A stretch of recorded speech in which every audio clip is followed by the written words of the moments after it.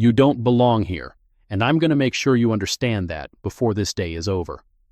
The words hang in the October air like smoke from a slow fire, thick, deliberate, carrying the weight of someone who believes their authority is absolute.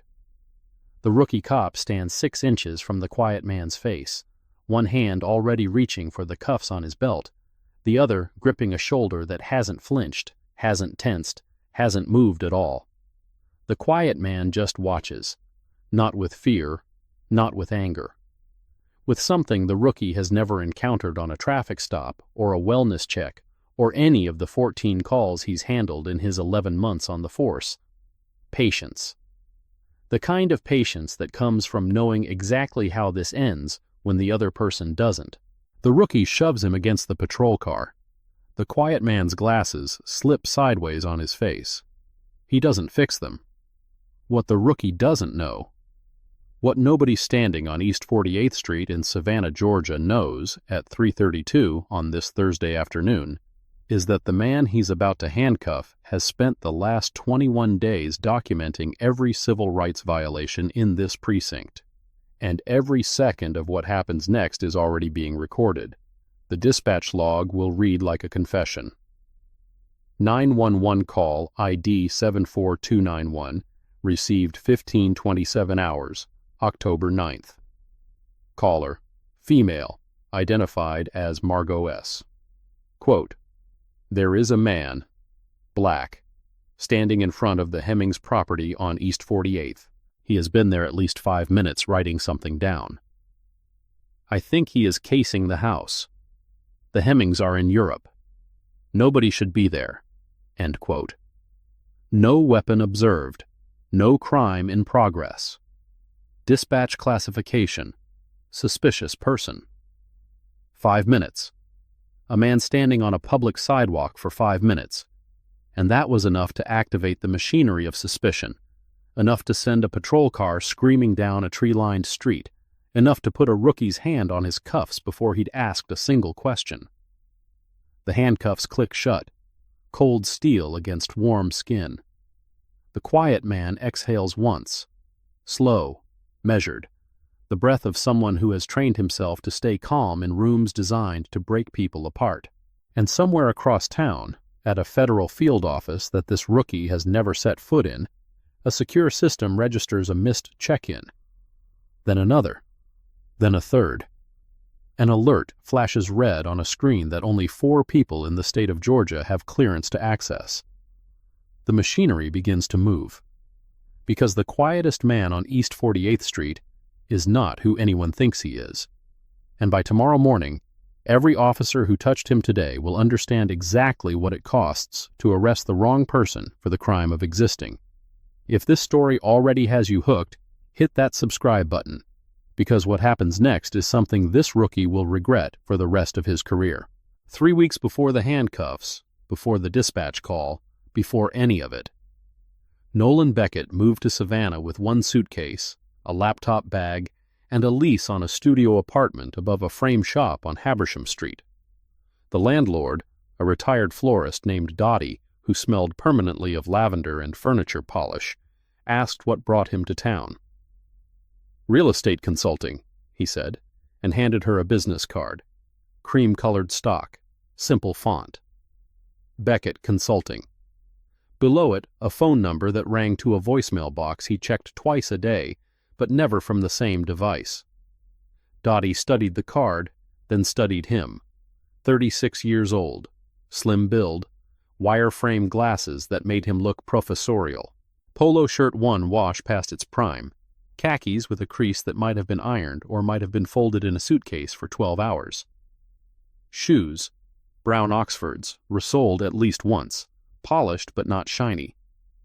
"Well," Dottie said, tucking the card into her apron pocket, "welcome to Savannah. Garbage goes out Tuesday nights." He smiled, thanked her, carried his suitcase up the narrow stairs without asking for help. That first morning, Nolan woke at 5:15, not to an alarm. His eyes simply opened at the same time they'd opened every morning for the past 14 years, a rhythm set so deep it had outlasted time zones, jet lag, and the kind of sleepless nights that left other men reaching for pills or bottles. He swung his legs over the side of the bed, feet finding the floor in the exact spot they always found it, and began the routine that had become as automatic as breathing. Sheets pulled tight, hospital corners, blanket folded into a rectangle precise enough to pass inspection in any barracks on any base in the country, though Nolan had never served in the military and would have said so if anyone asked. Shoes placed parallel at the foot of the bed, toes pointing toward the door. Notebook, a moleskin, black, grid-ruled, opened to a fresh page on the desk, pen clipped to the spine. Ready. He ran 3 miles before sunrise. No headphones, no music. Just the sound of his breathing and the slap of his shoes on Forsyth Park's jogging path, and the careful, almost mechanical way his eyes tracked the landscape. The bench count on the east side. The sight lines from the fountain. The angles where street lights created blind spots after dark. He wasn't running for exercise. He was mapping. By the 3rd day, he knew which patrol cars passed Habersham Street and at what intervals. By the 5th, he could predict shift changes at Central Precinct within 6 minutes. By the end of the 1st week, he had filled 11 pages of the moleskin with notes that looked, to anyone who might glance at them, like property assessments, square footage estimates, zoning codes, neighborhood comps. They were not property assessments. The coffee shop on Bull Street, sentient bean, green awning, creaky screen door, became his morning anchor. He arrived at 6:45, ordered black coffee, sat at the corner table by the window, and read the Savannah Morning News cover to cover. He nodded at regulars, smiled at the barista, never started a conversation, but never refused one either. "You always sit in the same spot," the barista observed on day 4. Young woman, nose ring, Savannah College of Art and Design sweatshirt. "Creature of habit," Nolan said. What he didn't say was that the corner table gave him a direct line of sight to the intersection of Bull and Liberty, where a patrol car from the 3rd Precinct passed every morning between 6:52 and 7:03, or that the window's reflection let him monitor the door behind him without turning around, or that the newspaper he read so carefully was his alibi for the 37 minutes he spent each morning observing police traffic patterns from a civilian vantage point. He didn't say those things because saying them would have ended the most important assignment of his career before it properly began. The microaggressions started on day 3. Savannah First Federal Credit Union, Drayton Street branch. Nolan walked in wearing a blue button-down, asked to open a premium checking account, and presented 2 forms of identification, Georgia driver's license and a secondary ID he carried for exactly these situations. The teller, white woman, mid-50s, reading glasses on a beaded chain, looked at his license, looked at him, looked at the license again. "Premium checking requires a minimum deposit of $5,000, she said, the words shaped like a question even though they weren't one. "I'm aware." "And you're sure that's the account type you want?" "Yes." "Because we have basic checking that might be more." "Premium, please." She processed the deposit with the careful slowness of someone who expected the check to bounce. It didn't. She printed his temporary card without comment, but her eyes followed him to the door, and Nolan caught the glance she exchanged with her colleague at the next window. Eyebrows raised, lips pressed, the universal shorthand for, "Can you believe that?" He noted the interaction in his moleskin that evening. Date, time, teller window number. Not because a banking slight was a federal matter, but because patterns lived in details, and details lived in habits, and habits, when they belonged to an entire institution rather than a single person, told you everything you needed to know about the culture you were investigating. Day 8 brought the patrol car. Nolan walked the 12 blocks from his studio to East 48th Street, to Ardsley Park, where the house he was purchasing sat behind a wrought iron fence and a live oak whose canopy threw shade across the entire front yard. The closing was scheduled for the following week. The real estate agent had given him the lockbox code, but Nolan didn't use it. He stood on the public sidewalk, notebook in hand, sketching the roofline, estimating the cost of replacing the gutters on the south face. A Savannah PD patrol car rolled past, slowly. Nolan noted the unit number without looking up. 7 Baker 3, 3rd Precinct, Chatham County jurisdiction. The car reached the end of the block, turned, came back. Slower this time. The officer in the passenger seat, young, white, military-style haircut, watched Nolan through the window for 4 full seconds before the car continued. Nolan wrote down the time. 3:17 p.m. He wrote down the unit number. He wrote down the duration of visual contact. 4 seconds, long enough to memorize a face, short enough to deny surveillance. The car did not return a third time, but the fact that it came twice was enough. Day 14 introduced Margot Sinclair. She materialized on the sidewalk like a weather system, sudden, unavoidable, and carrying the atmospheric pressure of someone who believed property values were a form of personal identity. 63 years old, white, blonde hair the precise shade that comes from a bi-weekly salon appointment, tennis bracelet, linen blazer even though it was 78 degrees, president of the Ardsley Park Neighborhood Association, a title she wore the way generals wear stars. "Excuse me." Not a greeting, a checkpoint. Nolan looked up from his notebook. "I've seen you here before," Margot said. "Several times, actually. And I don't think you're from this neighborhood." "No, ma'am, I'm not." "Then may I ask what your business is on this street?" Nolan closed the notebook, held it at his side, gave her the same patient, slightly distant smile he'd given the bank teller, the barista, the landlord, the smile of a man who understood that explanations were a form of submission, and that he owed this woman nothing, but that refusing to perform civility came with costs. A black man in the American South calculated automatically. "I'm looking at property," he said. "Property." She repeated the word as if tasting something unexpected. "In Ardsley Park." "Yes, ma'am." "Do you have an appointment with someone? A realtor? Because the Hemmings, they're in Europe until November, and—" "I'm not here for the Hemmings." He handed her a business card. Same cream stock, same simple font. Beckett Consulting. Margot held the card between 2 fingers, studied it, then looked at him. The full inventory, top to bottom. Glasses, polo, khakis, brown Oxfords.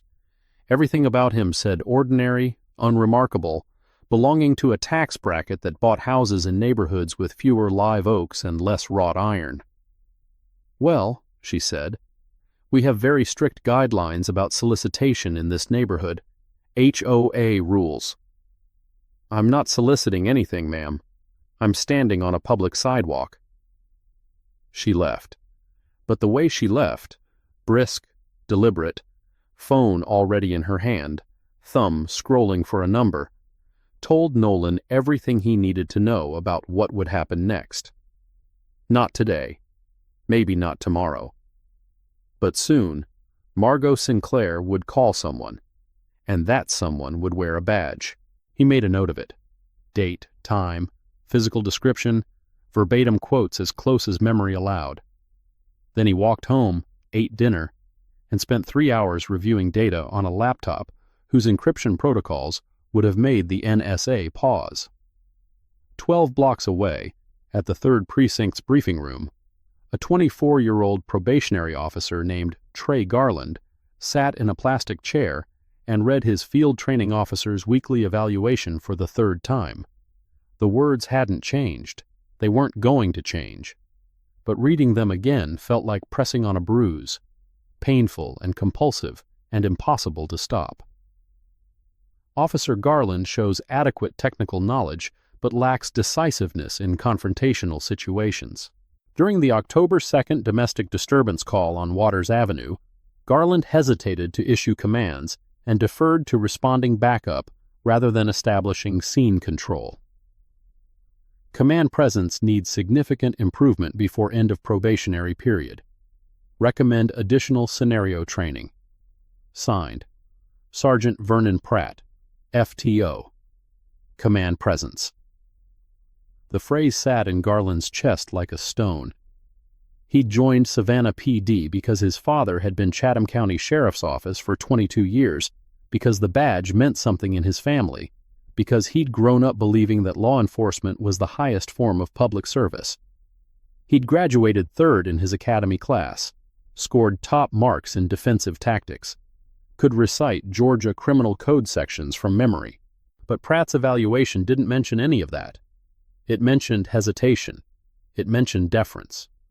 It mentioned the moment on Waters Avenue when Garland had seen a woman crying and a man pacing and had chosen to ask questions before issuing orders.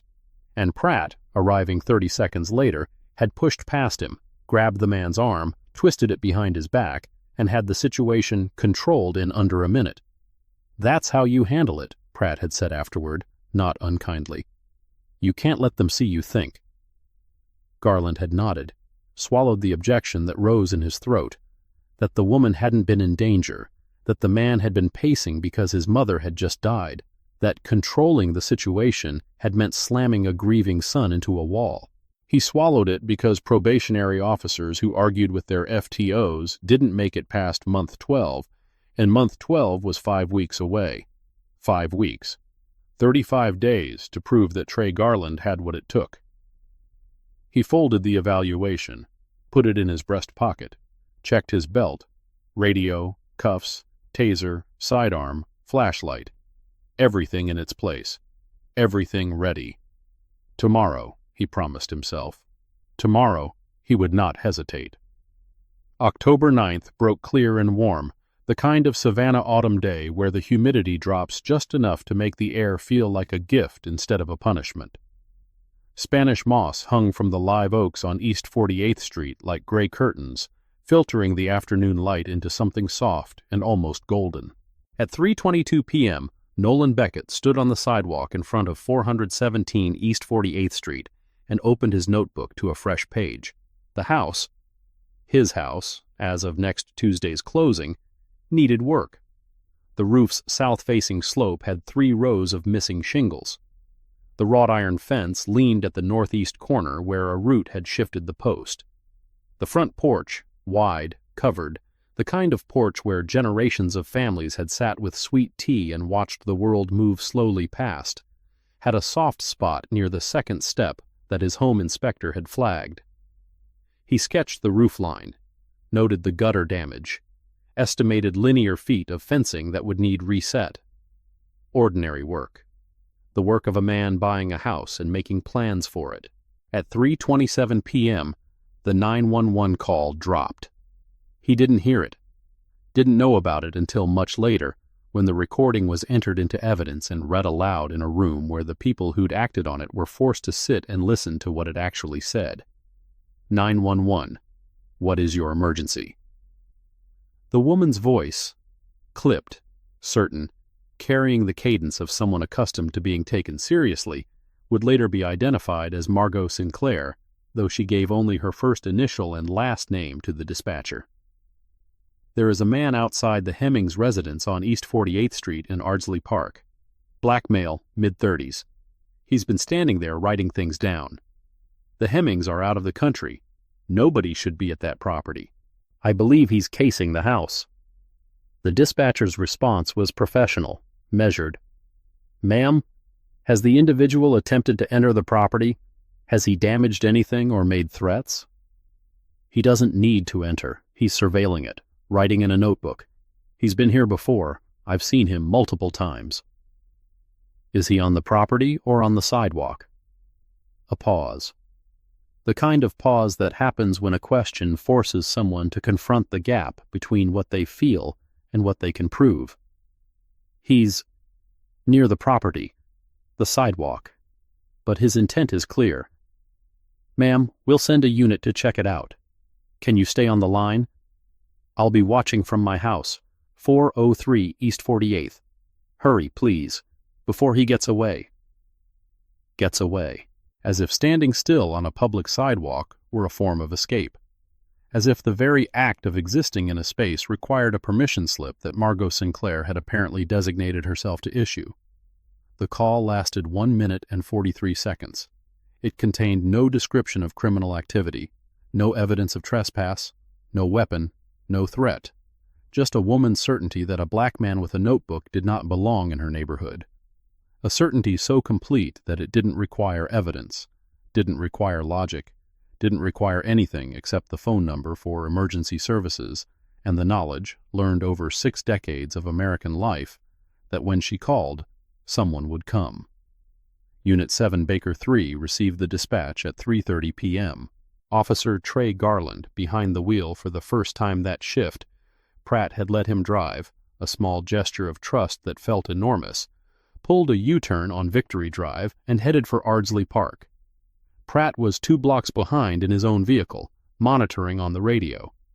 Standard FTO protocol. Let the rookie handle it. Observe from a distance. Intervene only if necessary. Garland's heart rate climbed. He could feel it in his throat, in his fingertips on the steering wheel, in the way his vision sharpened until the world outside the windshield looked hyper-real, every detail knife-edge clear. Suspicious person call. Possible casing. Residential area. This was it. This was the kind of call where command presence meant something, where decisiveness separated real cops from clipboard jockeys. He keyed his radio. 7 Baker 3 responding. ETA 2 minutes. He did not run the caller's history, did not check whether 403 East 48th had made previous calls, did not query the property records for 417 East 48th to see if a sale was pending. These were steps that experienced officers sometimes took and that academy instructors recommended, and that 24-year-old probationary officers, trying to prove their decisiveness, often skipped. Garland pulled onto East 48th Street at 3:31 p.m. He saw the subject immediately. Black male, mid-30s, medium build, standing on the sidewalk in front of a house with a wrought iron fence, glasses, polo shirt, notebook in hand. No visible weapon, no sign of attempted entry, no indication whatsoever of criminal activity except the fact that Margot Sinclair had decided his presence required police intervention. Garland parked 3 houses down, got out, adjusted his belt, the unconscious gesture of a young officer settling into authority, walked toward the man with the notebook. Nolan saw him coming, had seen the patrol car turn onto the street, had noted the unit number, 7 Baker 3, same unit that had driven past twice on day 8, and had known, with the calm certainty of a man who'd spent 3 weeks waiting for exactly this, that the next 10 minutes would determine whether his investigation lived or died. He closed his notebook, held it at his side, kept his hands visible. "Sir." Garland's voice came out harder than he intended. Command presence, he told himself, even though what it actually sounded like was nervousness wearing a mask. "Step away from the property, hands where I can see them." "Good afternoon, officer." Nolan's voice, quiet, even, carrying the same patient cadence that had characterized every interaction he'd had in Savannah. "I'm standing on a public sidewalk. Is there a problem?" "We received a call. Suspicious activity. What are you doing here?" "Looking at the house." "Why?" "Because it interests me." The answer was polite, accurate, legally sufficient, and infuriating to a 24-year-old who had been told that hesitation was weakness, and who could feel, in the back of his mind, the weight of Pratt's evaluation pressing like a thumb on a bruise. "I'm going to need to see some identification," Garland said. "Can you tell me what specific criminal activity you suspect me of? I'd like to know the basis for the stop." Garland's hand moved to his belt. Not his weapon, his radio. The instinctive reach for backup that officers make when a situation isn't following the script they expected. Cooperative subjects produce ID without being asked twice. Uncooperative subjects argue, resist, escalate. This man was doing something Garland's training hadn't prepared him for. He was being calm. "Sir, I'm asking you to produce identification. If you've got nothing to hide, this'll take 2 minutes." "I don't have anything to hide, officer, but I also have the right to know the basis for a stop before I'm required to identify myself." Can you tell me your name and badge number? I'd like that for my records. The word sat differently in the air than it should have. Records, not complaints, not lawyers. Records. Spoken with the precise diction of someone who used the word professionally, who understood that documentation was a form of power, who was already building something with every second that passed. Garland didn't catch it, didn't hear the weight behind the word or the training beneath the calm. He heard a man refusing a lawful order, at least what he believed was a lawful order, and felt the window of decisive action closing. "Garland," he said, "badge 4712. Now, your ID, last time I'm asking." Nolan reached slowly into his back pocket, pulled out a wallet, extracted a Georgia driver's license and extended it between two fingers. Garland took it, read it. Beckett, Nolan J. address on Habersham Street, not Ardsley Park, not this neighborhood. "This address isn't in this neighborhood," Garland said. "You don't live here." "I didn't say I lived here. I said I was looking at the house. That's not a crime, officer." "It is if you're trespassing." "I'm on a public sidewalk." Garland keyed his radio. 7 Baker 3. "I've got a male subject at 417 East 48th. Need a NCIC check on Georgia license." He read the number, or tried to. The digits blurred under the afternoon light, and he transposed two of them, reading the 7 as a 1. "That's incorrect." Nolan's voice, still calm, still quiet, but cutting through the radio chatter with the precision of a scalpel. "The number is G04773298165. 12 digits, recited from memory without glancing at the card in Garland's hand. Perfectly sequenced. No hesitation. Garland stopped, looked at Nolan, looked at the license, back at Nolan. Who memorizes their driver's license number to 12 digits? The question surfaced and submerged in the same breath because Garland's radio crackled. Dispatch confirming NCIC query, no wants, no warrants, license valid, no criminal history. And the answer should have ended it. Clean record, no warrants, man standing on a sidewalk with a notebook. Case closed. Have a nice day. But Garland heard Pratt's voice in his head. Command presence. Decisiveness. The evaluation folded in his breast pocket like a verdict waiting to be revised. "Turn around," Garland said. "Hands behind your back." "On what charge?" "Suspicious activity. Possible trespassing." "Officer Garland, I am on a public sidewalk. Georgia Code Section 17-5-21 requires articulable suspicion of a specific crime. You've run my ID. It came back clean. Standing on a public sidewalk does not constitute trespassing under Section 16-7-21, which requires that a person be on private property and have been told to leave or that signage is posted. Neither condition applies. The words came out smooth, precise, delivered without heat, the way someone recites something they know the way they know their own name. Not from a phone, not from a card, from memory, from training, from years of studying exactly this kind of encounter from the other side of a badge. Garland heard the statutes, heard the logic, heard the calm, devastating accuracy of a man who knew the law better than the officer trying to enforce it, and decided, in the 3-second eternity between hearing the truth and acting on it, that compliance mattered more than correctness. That a man who quotes law at a cop is a man who needs to be controlled. That the evaluation in his pocket was a louder voice than the one standing in front of him. He grabbed Nolan's wrist, spun him. The notebook fell to the sidewalk, pages fluttering open, grids covered in small, precise handwriting that Garland didn't look at because he was focused on getting the cuffs on proving that this time he would not hesitate. The handcuffs clicked shut. Nolan exhaled. Once.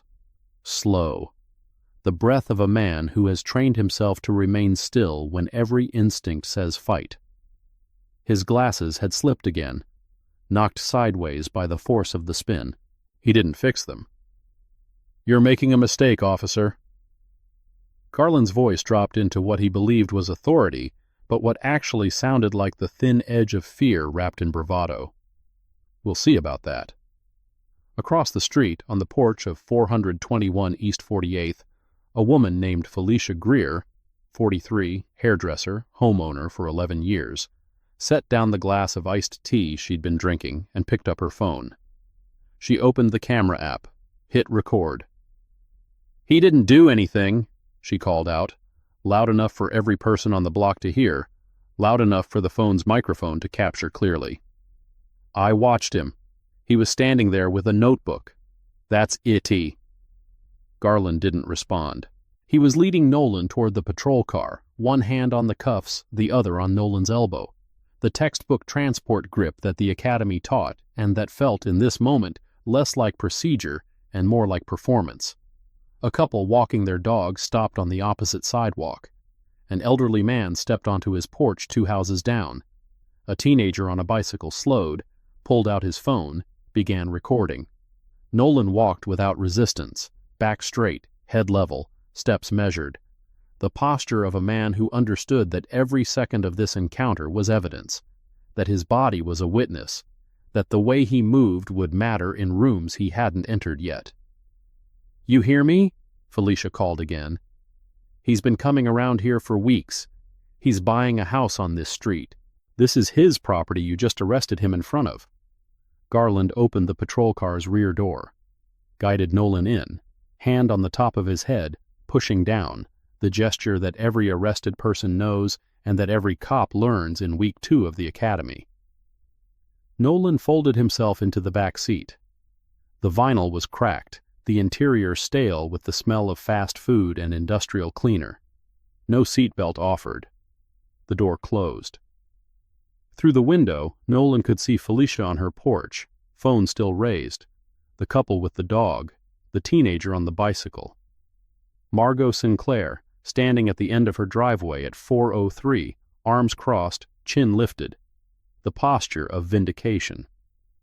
He noted all of it, every face, every position, every phone that was recording, building the map of witnesses the way he'd built every map in his career, methodically, patiently, from the ground up. Then the car began to move. Sergeant Vernon Pratt pulled up to the scene 2 minutes after Garland's patrol car left. He'd been monitoring on the radio, heard the dispatch, heard Garland's NCIC request, heard the clean return, heard nothing after that, which meant either everything was fine or everything was about to become a problem. He found the second option. Felicia Greer was on the sidewalk, phone in hand, talking to the couple with the dog. The teenager had ridden away but was almost certainly posting video. Margot Sinclair had retreated to her porch, watching with the satisfied stillness of someone who'd set a machine in motion and was content to let it run. Pratt parked, got out, and assessed. 18 years on the force. 3 commendations, 2 complaints, both dismissed. He'd been an FTO for 6 years and had trained 19 rookies, every one of whom had either made it through probation or been counseled out before they could become a liability. Garland was supposed to be number 20, but number 20 had just arrested a man on a public sidewalk for the crime of standing still, and the witnesses were already on their phones, and Pratt could feel the situation degrading the way experienced soldiers feel weather changing, not through data, but through instinct. He keyed his radio. 7 Baker 5 to 7 Baker 3. Garland, what's your 20? Transporting to Central. ETA 5 minutes. Copy. I'm en route. Do not begin processing until I arrive. He got back in his car and drove. Not fast, not with lights, thinking about how to package this. Because Vernon Pratt was not a man who fixed mistakes by acknowledging them. He was a man who fixed mistakes by rewriting them, adjusting the narrative until the shape of the story matched the shape of procedure, until anyone reading the report would see a justified stop, a lawful arrest, a textbook encounter that happened to involve a subject who was, unfortunately, uncooperative. It was a skill. Not one they taught at the academy, but one that 18 years on the force had refined into something almost artistic. He arrived at Central Precinct 4 minutes after Garland. Found his rookie standing in the processing area, one hand on Nolan's elbow, the other holding the notebook that had fallen on the sidewalk. The notebook was open. Pratt could see the handwriting. Small, precise, grid paper orderly. It didn't look like property assessments. "Walk me through it," Pratt said, pulling Garland aside but not out of Nolan's hearing. Not because he wanted Nolan to hear, because he'd forgotten, in the rush of damage control, that the subject was standing 6 feet away, with ears that missed nothing. Suspicious person call, 911. Subject was at 417 East 48th, observing the property, taking notes. ID came back to a different address. Didn't match the neighborhood. Subject was... Garland paused, searching for the right word. Uncooperative. Uncooperative how? Refused to explain his presence. Cited statutes. Argued about reasonable suspicion. Pratt's eyes narrowed, not at the facts, at the word. Cited statutes. Civilians didn't cite statutes. They argued, complained, threatened to call their lawyers. They didn't stand on sidewalks quoting Georgia Code section numbers from memory. He looked at Nolan. The quiet man stood by the processing desk, hands cuffed behind his back, glasses still slightly crooked, watching Pratt with the same patient attention he'd given Garland. The attention of someone who was not merely present in a situation but studying it. "What do you do for a living, Mr.?" Pratt glanced at the license in Garland's hand. "Beckett?" "Real estate consulting." "And what were you doing at that address?" "Evaluating the property, which I'm entitled to do from a public sidewalk without police interference." Pratt heard the precision, heard the calm, heard the control that didn't waver even with cuffs on, and that small observation, which should have been a warning, instead became a justification. Because in Vernon Pratt's experience, people who stayed this calm during arrests were people who'd been arrested before. Experienced criminals, professionals, men who knew the system because they'd been through it enough times to learn its rhythms, not men who knew the system because they were the system. "We'll sort this out," Pratt said. The phrase, friendly, reasonable, the voice of institutional patience, was the same phrase he'd used 100 times before, and it meant exactly what it always meant. "We will decide what happened, and you will accept our version." He pulled Garland around the corner, spoke low. "What else do you have, beyond the 911 call and the address mismatch?" That's it." Pratt stared at him. The evaluation he'd written, decisiveness, command presence, suddenly felt less like a critique and more like a prophecy. He'd told the rookie to be more decisive, and the rookie had been decisive in exactly the wrong way, at exactly the wrong time, with exactly the wrong person. But Pratt didn't say that. Didn't say, "You arrested a man for standing on a sidewalk, and now we have witnesses and video, and a subject who quotes statute numbers, and we're going to need more than a 911 call from a nervous HOA president to make this hold." Instead, he said, "Let me handle the narrative." 4 words. The sound of 18 years of institutional knowledge compressing a situation into manageable shape. He stepped back to the processing area. "Mr. Beckett, we're going to need to sort out a few details. For everyone's safety, we'll conduct a brief interview here at the precinct. Shouldn't take long." "Am I under arrest or being detained for questioning?" "We're investigating a report of suspicious activity in a residential area. Your cooperation would be appreciated." "That's not an answer, Sergeant. If I'm free to leave, I'd like to do so. If I'm under arrest, I need to know the charges, and I'm requesting my phone call and access to an attorney." Pratt's jaw tightened, almost imperceptibly, but Nolan saw it. The way the muscles along the jawline flexed, the way the sergeant's weight shifted half an inch backward, the unconscious recalibration of a man who'd expected compliance and received precision instead. This story is just getting started.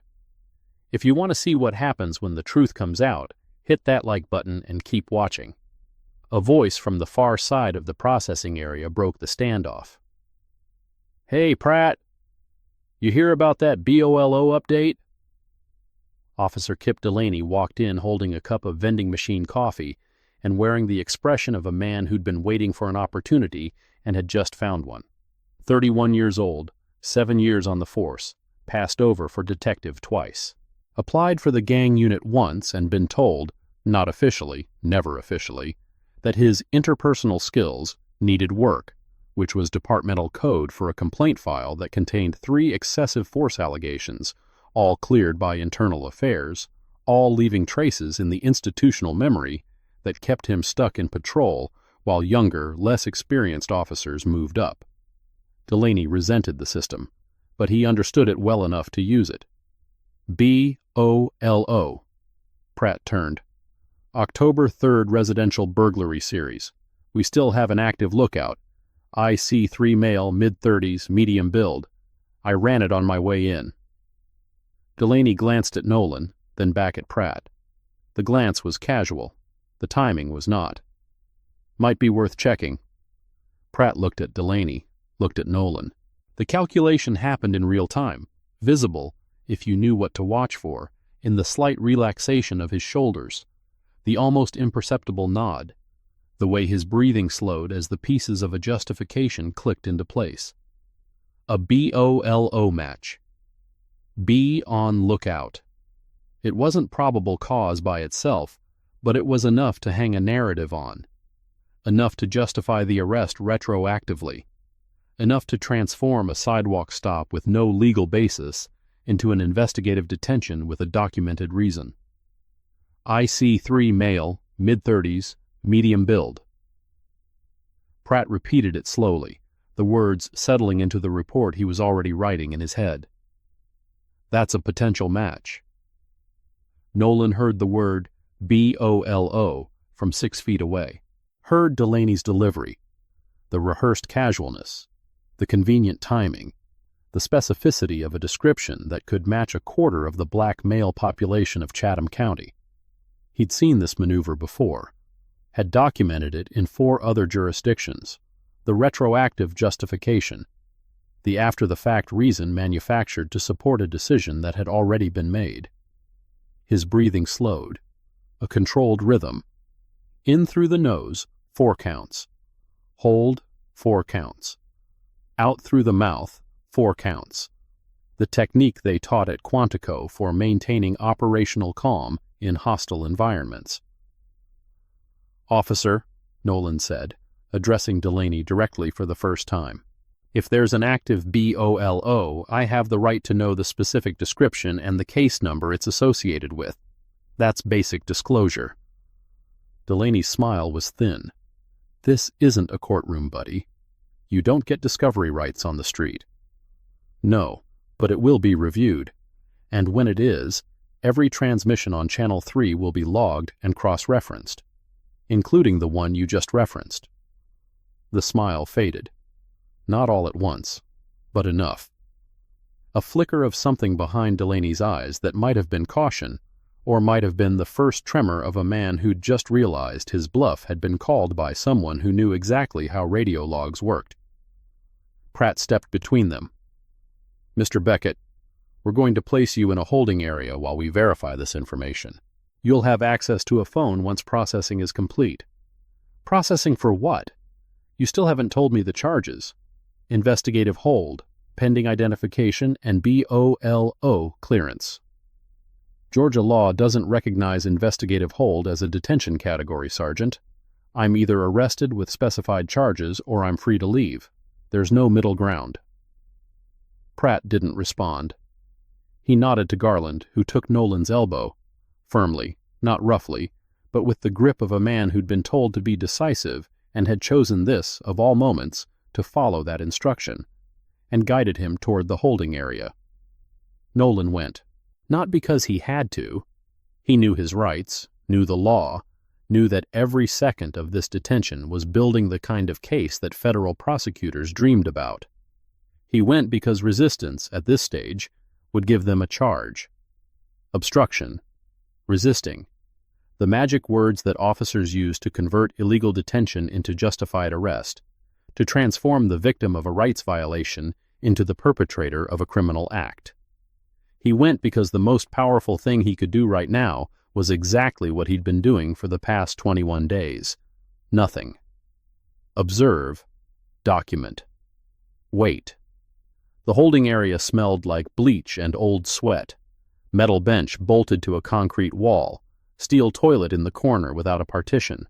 Fluorescent light that buzzed at a frequency designed, it seemed, to make the passage of time feel both endless and meaningless. Garland removed the handcuffs, stood in the doorway. Your belongings will be inventoried and stored. I want to see the property inventory form, and I want to sign it. We'll get to that. I'd also like my phone call. After processing. When does processing begin? No answer. Garland closed the door.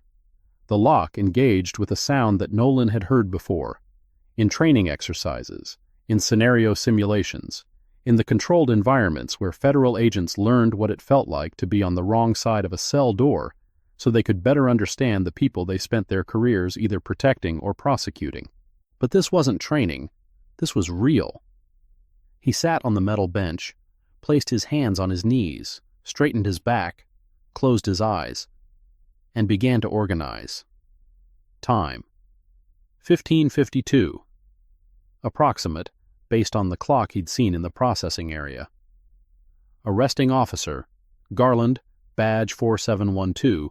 Supervising officer, Pratt, badge number observed on uniform, 2908. Third officer, Delaney, badge number partially observed, 51. The rest obscured by his vest. He'd need to confirm later. Route from scene to precinct. Liberty Street south to Montgomery, west to Oglethorpe, south to Habersham, east to the precinct parking lot entrance. Total time, 7 minutes.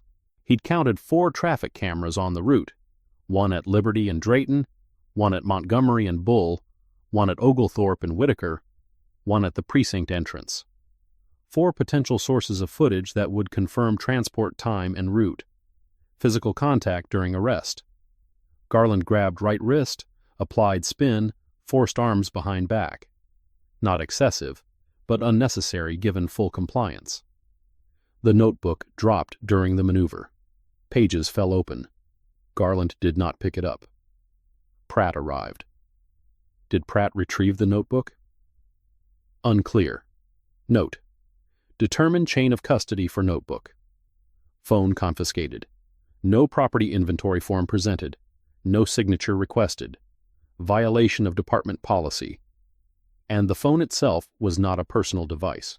It was a government-issued, encrypted, secure communications platform whose seizure by local law enforcement without a warrant constituted potential violation of 18 U.S.C. Section 641, theft of government property.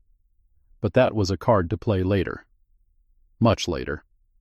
The fluorescent light buzzed.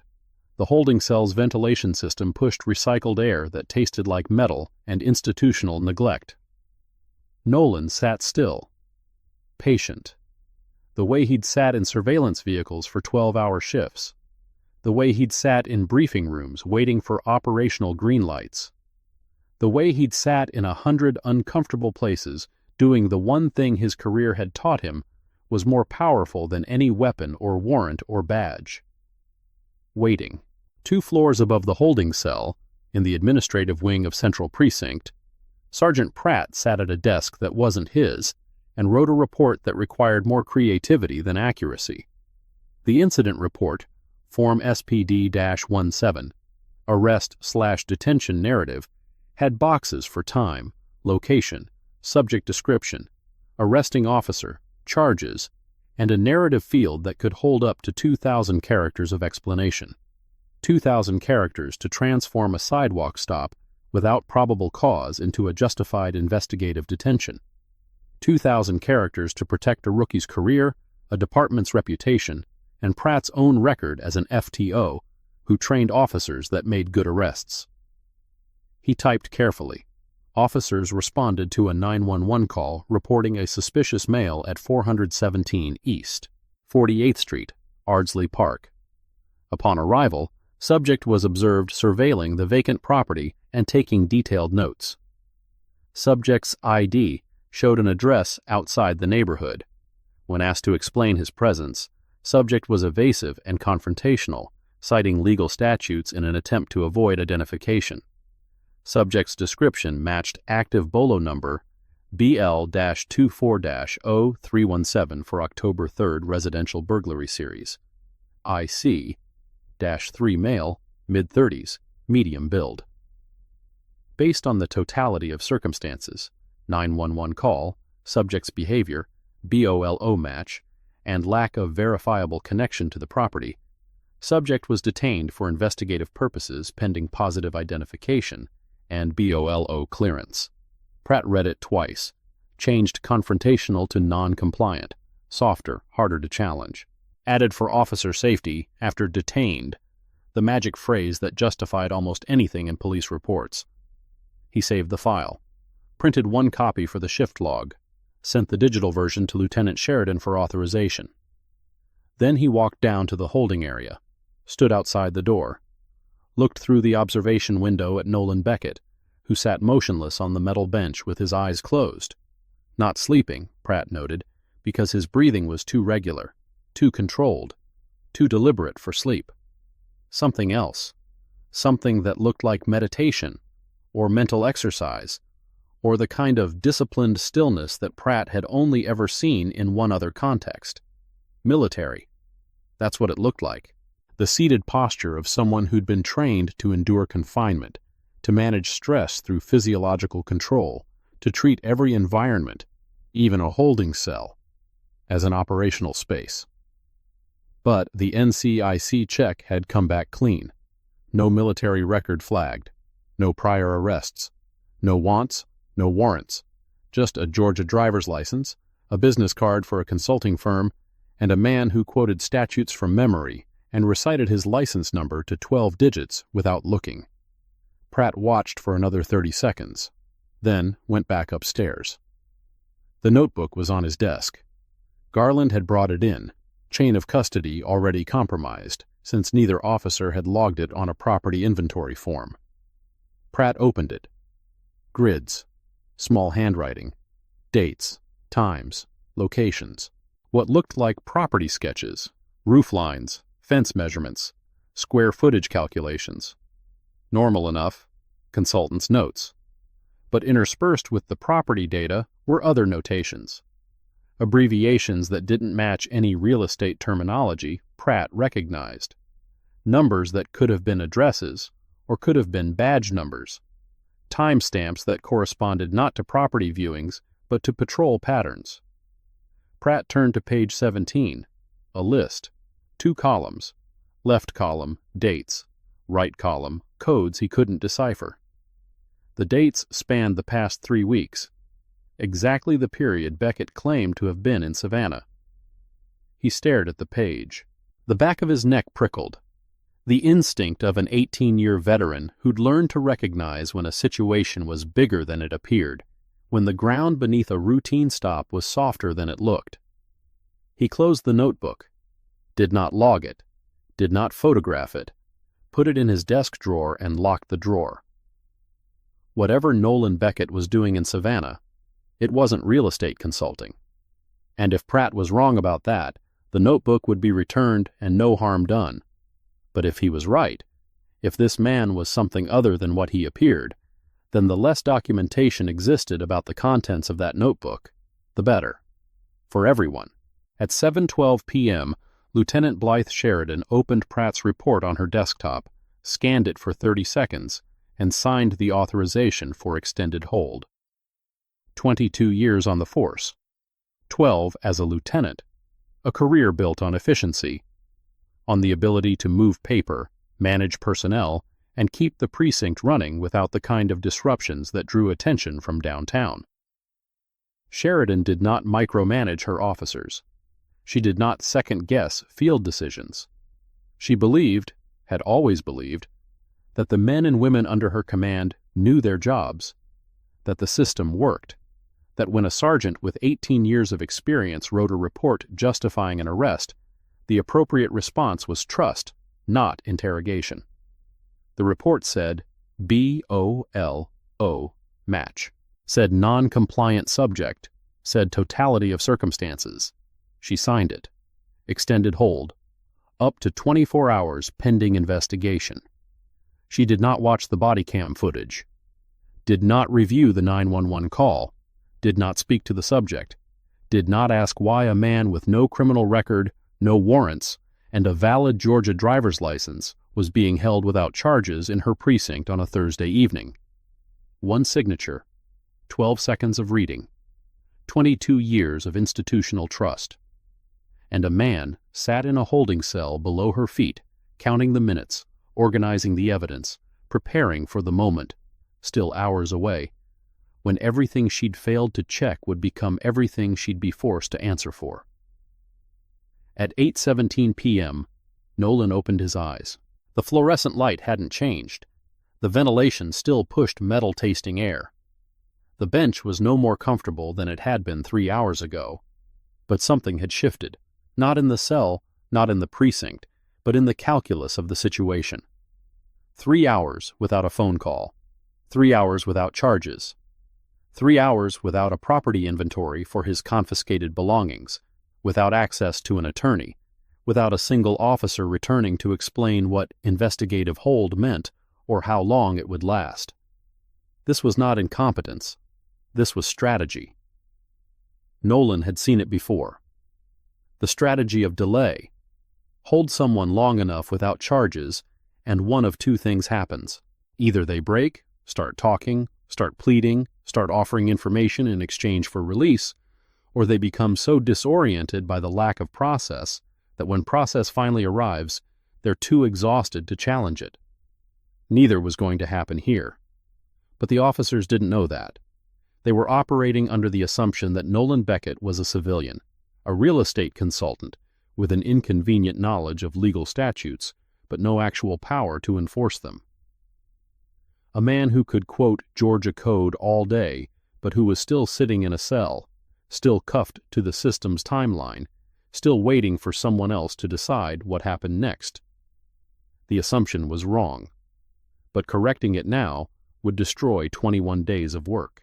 So Nolan did what he'd been doing since the handcuffs closed. He documented, quietly, under his breath, a murmur that anyone passing the cell door might mistake for prayer or muttering or the early signs of stress. But that was, in fact, a precise oral record of every relevant detail. October 9th. Detained at approximately 15:32 hours. Transported to Central Precinct. Arrival, 16:14. No Miranda advisement prior to transport. No charges read at scene or upon arrival. Phone confiscated at 16:22. No property inventory form. No signature. Notebook confiscated. Time unknown. Chain of custody uncertain. Phone call denied at 16:31, 16:47, and 17:05.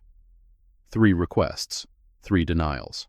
Officers involved: Garland, badge 4712, Pratt, badge 2908, Delaney, badge number 5133, confirmed from uniform observation during processing area encounter. 4th officer, Sheridan Lieutenant, name observed on administrative door, badge number not yet confirmed. He paused, listened. The precinct had its own rhythms, shift changes marked by clusters of footsteps and radio chatter, quiet periods where the building seemed to breathe, sudden bursts of activity when calls came in. He'd been tracking these rhythms for 3 hours, building a baseline the way he'd built baselines at the coffee shop, on the jogging path, on the street in front of the house he was supposed to be buying. At 9:41 p.m., the cell door opened. Pratt stood in the doorway, holding a clipboard. Behind him, Garland, looking younger in the harsh corridor light, looking like what he was, a kid who'd made a decision he couldn't unmake and was beginning to understand that the consequences hadn't finished arriving. "Mr. Beckett," Pratt said, "we have a few questions." Am I being charged? We're still investigating. 5 hours without charges. That exceeds the standard for an investigative detention under Terry v. Ohio and its progeny. I'm requesting immediate release or formal arraignment. And I'm repeating my request for a phone call and access to an attorney.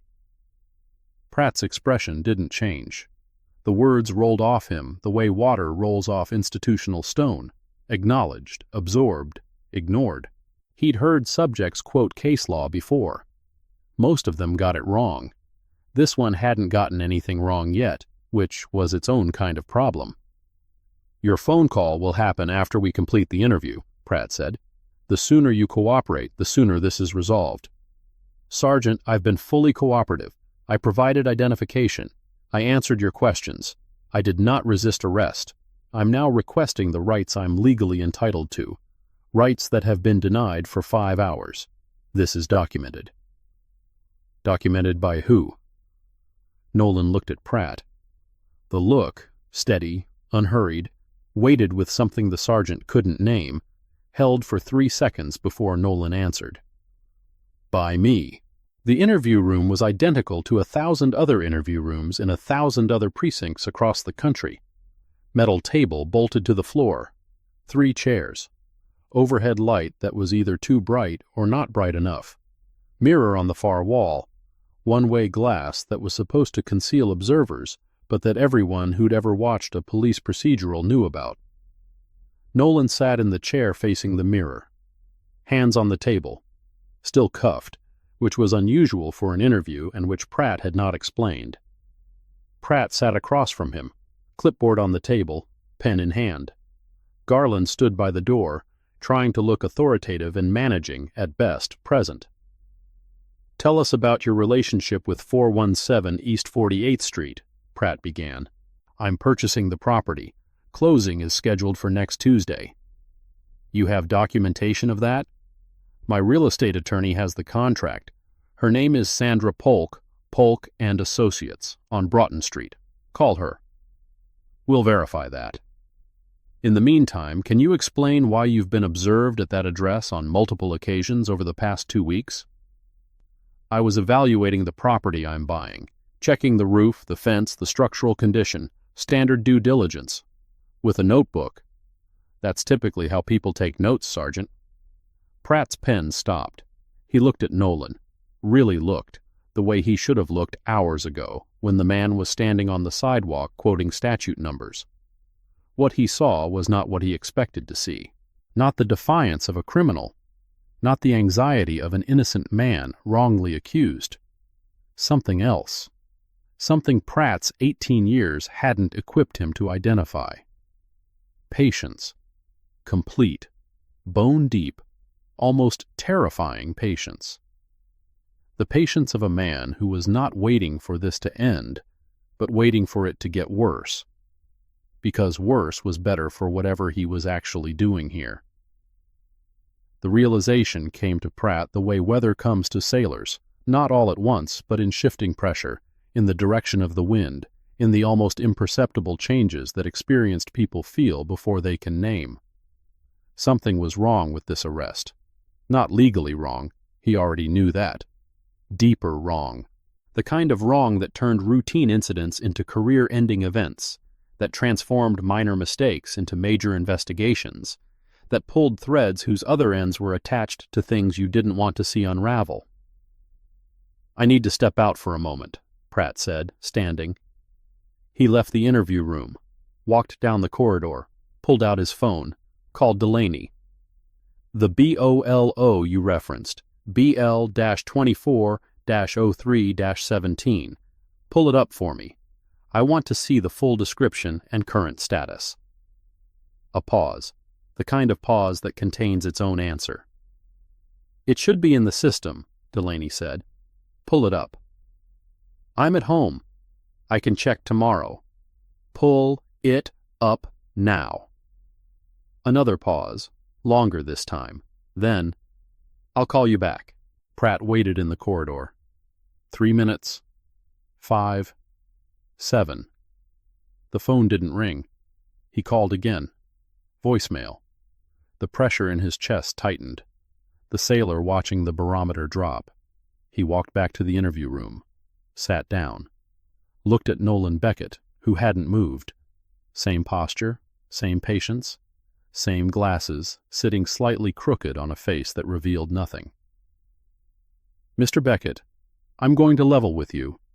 There may have been some miscommunication about the BOLO reference. We're going to need to keep you here while we sort that out." "How long?" "Overnight, most likely. The lieutenant has authorized a hold." "On what legal basis?" "Investigation of suspicious activity in connection with a reported property crime." Nolan nodded. Slowly. Not in agreement. In acknowledgement. The nod of a man who has just watched someone dig a hole deeper and has decided, for reasons of his own, to let them keep digging. "I want my phone call, Sergeant. That's not a request." "First thing in the morning. Georgia Code Section 17-4-20 requires phone access within a reasonable time following arrest. 5 hours is not reasonable by any court standard." Pratt stood up. "First thing in the morning, Mr. Beckett." He nodded to Garland, who opened the door. "Officer, escort Mr. Beckett back to holding." Garland reached for Nolan's elbow. This time the touch was lighter, hesitant. The rookie's face had changed over the past 5 hours. The confidence was gone, replaced by something that looked like the earliest stages of doubt, the moment when the adrenaline of decisive action fades and the questions it was covering begin to surface. Did I do the right thing? Was there actually a crime? Why does this man know more law than I do? Questions Garland didn't ask out loud. Questions that would keep him awake tonight on his apartment's second-hand couch, staring at the evaluation in his pocket, wondering if command presence was supposed to feel like this. At 10:08 p.m., a detective named Amara Lee walked through the booking area on her way to the vending machines. Amara was internal affairs, a position that made her simultaneously necessary and despised within the department. 41 years old, 15 years on the force, the last 4 in IA. She hadn't chosen the assignment. It had been offered as an alternative to a complaint she'd filed about evidence handling in the narcotics unit, a complaint that had been sustained, but that had marked her, in the department's unspoken hierarchy, as someone who couldn't be trusted with the comfortable silence that kept institutions running. So they'd put her in IA, where her instinct for detecting irregularities could be aimed at individual officers rather than systemic problems. It was a promotion on paper and a quarantine in practice. She checked the booking log. Routine, a habit she'd developed to catch the kind of small errors that, left unchecked, became large lawsuits. Names, charges, times, processing officers. One entry stopped her. Beckett, Nolan J. Booked 1622. Charge, investigative hold, pending. Processing officer, Garland T. Badge 4712. Authorizing, Lieutenant Sheridan. No charge code. Investigative hold, pending, wasn't a valid booking classification. It was a placeholder, the kind of thing officers used when they hadn't figured out what to charge someone with but didn't want to release them. Amara had seen it before. Usually with DUI stops where the breathalyzer was broken, or with domestic calls where neither party wanted to press charges, but the officers wanted documentation. Inconvenient, sloppy, technically a policy violation, but usually harmless. What made this one different was the duration. 6 hours. 6 hours of pending without a charge code was not sloppy. It was a problem. She walked to the holding area, looked through the observation window. The man inside sat on the metal bench with his back straight, hands on his knees, eyes open, watching the door, watching her through the small window, though he couldn't see her face clearly through the reinforced glass. She opened the door. "Mr. Beckett." Her voice carried a different weight than the others. Professional but present, the voice of someone who understood that the person on the other side of a holding cell door was still a person. "I'm Detective Lee, Internal Affairs. I noticed some irregularities in your booking paperwork. Are you all right? Do you need water?" Mr. Beckett. Not sir. Not buddy. Not the clipped impersonal address that officers use to maintain distance from the people they detained. Mr. Beckett, the smallest form of respect, and in the context of Central Precinct's holding area at 10 o'clock on a Thursday night, the most significant. Nolan looked at her. The assessment was automatic. Rank insignia, badge position, the IA designation on her credential holder, the way she stood in the doorway without entering, giving him space, treating the cell as his territory rather than hers. He nodded. Water would be appreciated, Detective. She brought him a paper cup from the corridor fountain. He drank it in 3 swallows. How long have you been here, Mr. Beckett? 6 hours, approximately. Have you been charged? No. Have you had your phone call? No. Have you been presented with a property inventory for your belongings? No. Amara's expression didn't change. But something shifted behind her eyes. A hardening, a setting, the look of a woman who had spent 4 years in internal affairs, learning that the ugliest things happened not in dark alleys, but in brightly lit precincts where people who wore the same badge as she did made decisions that violated the rights of people who couldn't fight back. I'll look into this, she said. Thank you, Detective. She left. The door closed. The lock engaged. But the interaction, 30 seconds, 5 questions, 1 cup of water, changed something in the precinct's atmosphere. Not visibly, not dramatically, but in the way that pressure changes in a room when someone opens a window. A shift in airflow, a new current, the first hint that the sealed environment was no longer sealed. Amara Lee went back to her desk and opened the detention log on her computer. And across town, 23 minutes earlier, at 9:45 p.m., a secure laptop in the FBI's Savannah field office displayed a notification that its owner would not see until she returned from dinner at 10:17 p.m. Automated alert. Operation Clean Sweep. Agent Beckett, N.J., SSA. Status: check-in missed. 2nd consecutive. Last confirmed location: Central Precinct, Savannah PD. GPS. Government phone. Protocol: Level 2. ASAC notification required. ASAC. Denise Okafor set her car keys on the desk, read the alert, and went still. Nolan Beckett had never missed a check-in, not once in 21 days, not once in the 3 years she'd supervised him, not once in the 7 years she'd known him, through the academy, through 2 field offices, through the kind of cases that burned out agents who lacked his specific, almost unsettling capacity for patience. She called his phone. The number you have reached is not available. Called again. Same message. Called the backup number. A second device. Separate network. Activated only in emergencies. Disconnected. The word sat in her chest like ice. Disconnected meant the device had been powered down or seized. It did not disconnect on its own. It could not be turned off remotely. Someone had physically taken the phone and shut it off or removed the battery, and the GPS placed that phone's last known location inside a police precinct. Okafor sat down, pressed her palms flat on the desk, breathed, then made 3 calls in rapid succession. The first was to the FBI's Savannah Resident Agency Duty Officer. I need a location confirmation on Agent Beckett. Last ping at Savannah PD Central Precinct. Possible compromise. The second was to the Assistant United States Attorney on call.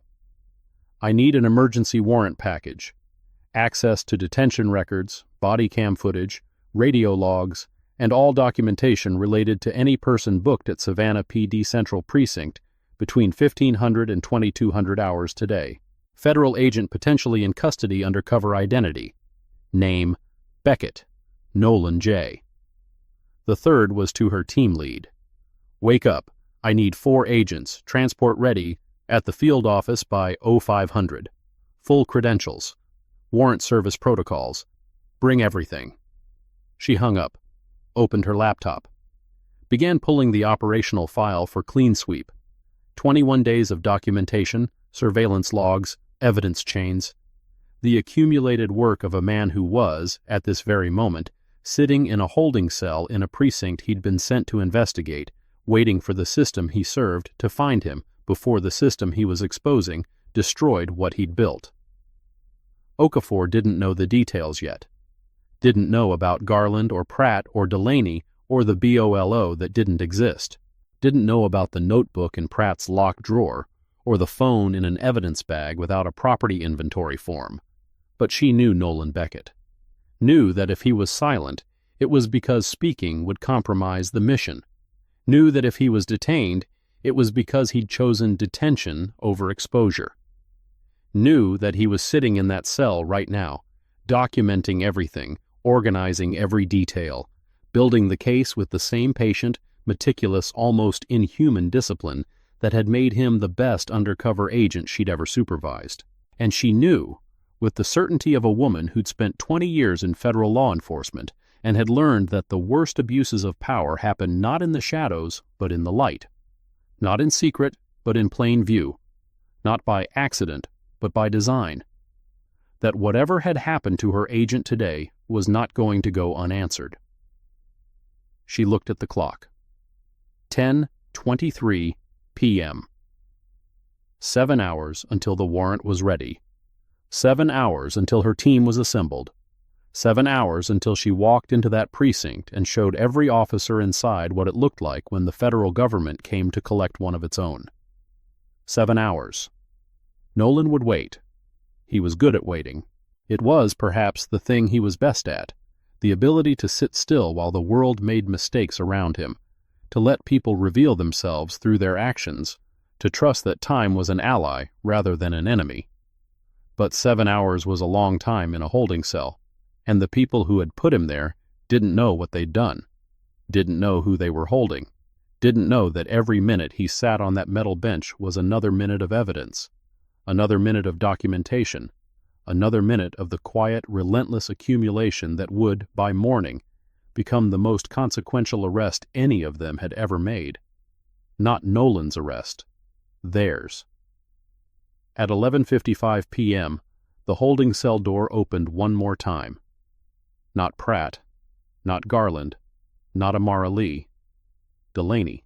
He stood in the doorway with his hands in his pockets and the expression of a man who'd come to check on a problem he'd helped create. Off-duty clothes, jeans, a windbreaker, sneakers, no badge visible, no radio, no official reason to be in the holding area of a precinct at midnight. Nolan opened his eyes, looked at Delaney, said nothing. "Just wanted to check on our guest," Delaney said. His voice carried the false warmth of someone performing concern while calculating risk. "Make sure you're comfortable. I'm in a cell without charges, without a phone call, and without my property. Comfortable isn't the word I'd use. These things take time. Bureaucracy, you know." Delaney stepped inside the cell. 1 step, 2. Close enough to lower his voice. "Listen, Beckett, I don't know what your deal is. Maybe you really are just some real estate guy who got caught in the wrong place. But between you and me, the more you cooperate, the faster this goes. Fight the process, and the process fights back. That's just how it works." "Is that a threat, officer?" "It's advice." Delaney's eyes moved, not to Nolan's face, to his hands, checking for tension, for fists, for the physical tells that preceded violence or resistance. Finding neither. Finding only a man sitting still with his palms on his knees and an expression that gave nothing away. "Where's my notebook?" Nolan asked. Delaney's face was very good, controlled. But the pause, half a second, maybe less, told Nolan everything. The notebook was no longer in the evidence chain. It was somewhere else. In someone's hands, being read. "Your property will be returned when you're released," Delaney said. "That's not what I asked." The two men looked at each other. The holding cell's fluorescent light hummed. The ventilation pushed stale air between them. Something passed in the silence. Not a threat, not a confession, but a recognition. Two people who understood that this encounter was about more than a sidewalk stop and a missing notebook. Two people who could feel the shape of something larger pressing against the walls of this small room, something that neither of them could fully see, but that both of them knew was there. Delaney left without another word. The door closed. The lock engaged. Nolan sat in the silence that followed and added one more entry to the record he was building inside his head. 23:55 hours. Officer Delaney visited cell. Off duty. No stated purpose. Asked about cooperation. Inquired about my deal. Possible fishing for information about my actual identity or purpose. Body language suggested awareness of notebook contents. Duration of visit, approximately 2 minutes. No physical contact. No threats. Explicit. Implicit pressure to cooperate. Possible intimidation. He closed his eyes again. The fluorescent light buzzed. The precinct settled into its midnight rhythms. Quieter, slower.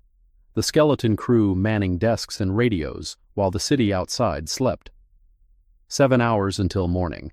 And if you think you know where this story is going, trust me, you don't. Stay right here, because the reveal that's coming will change everything.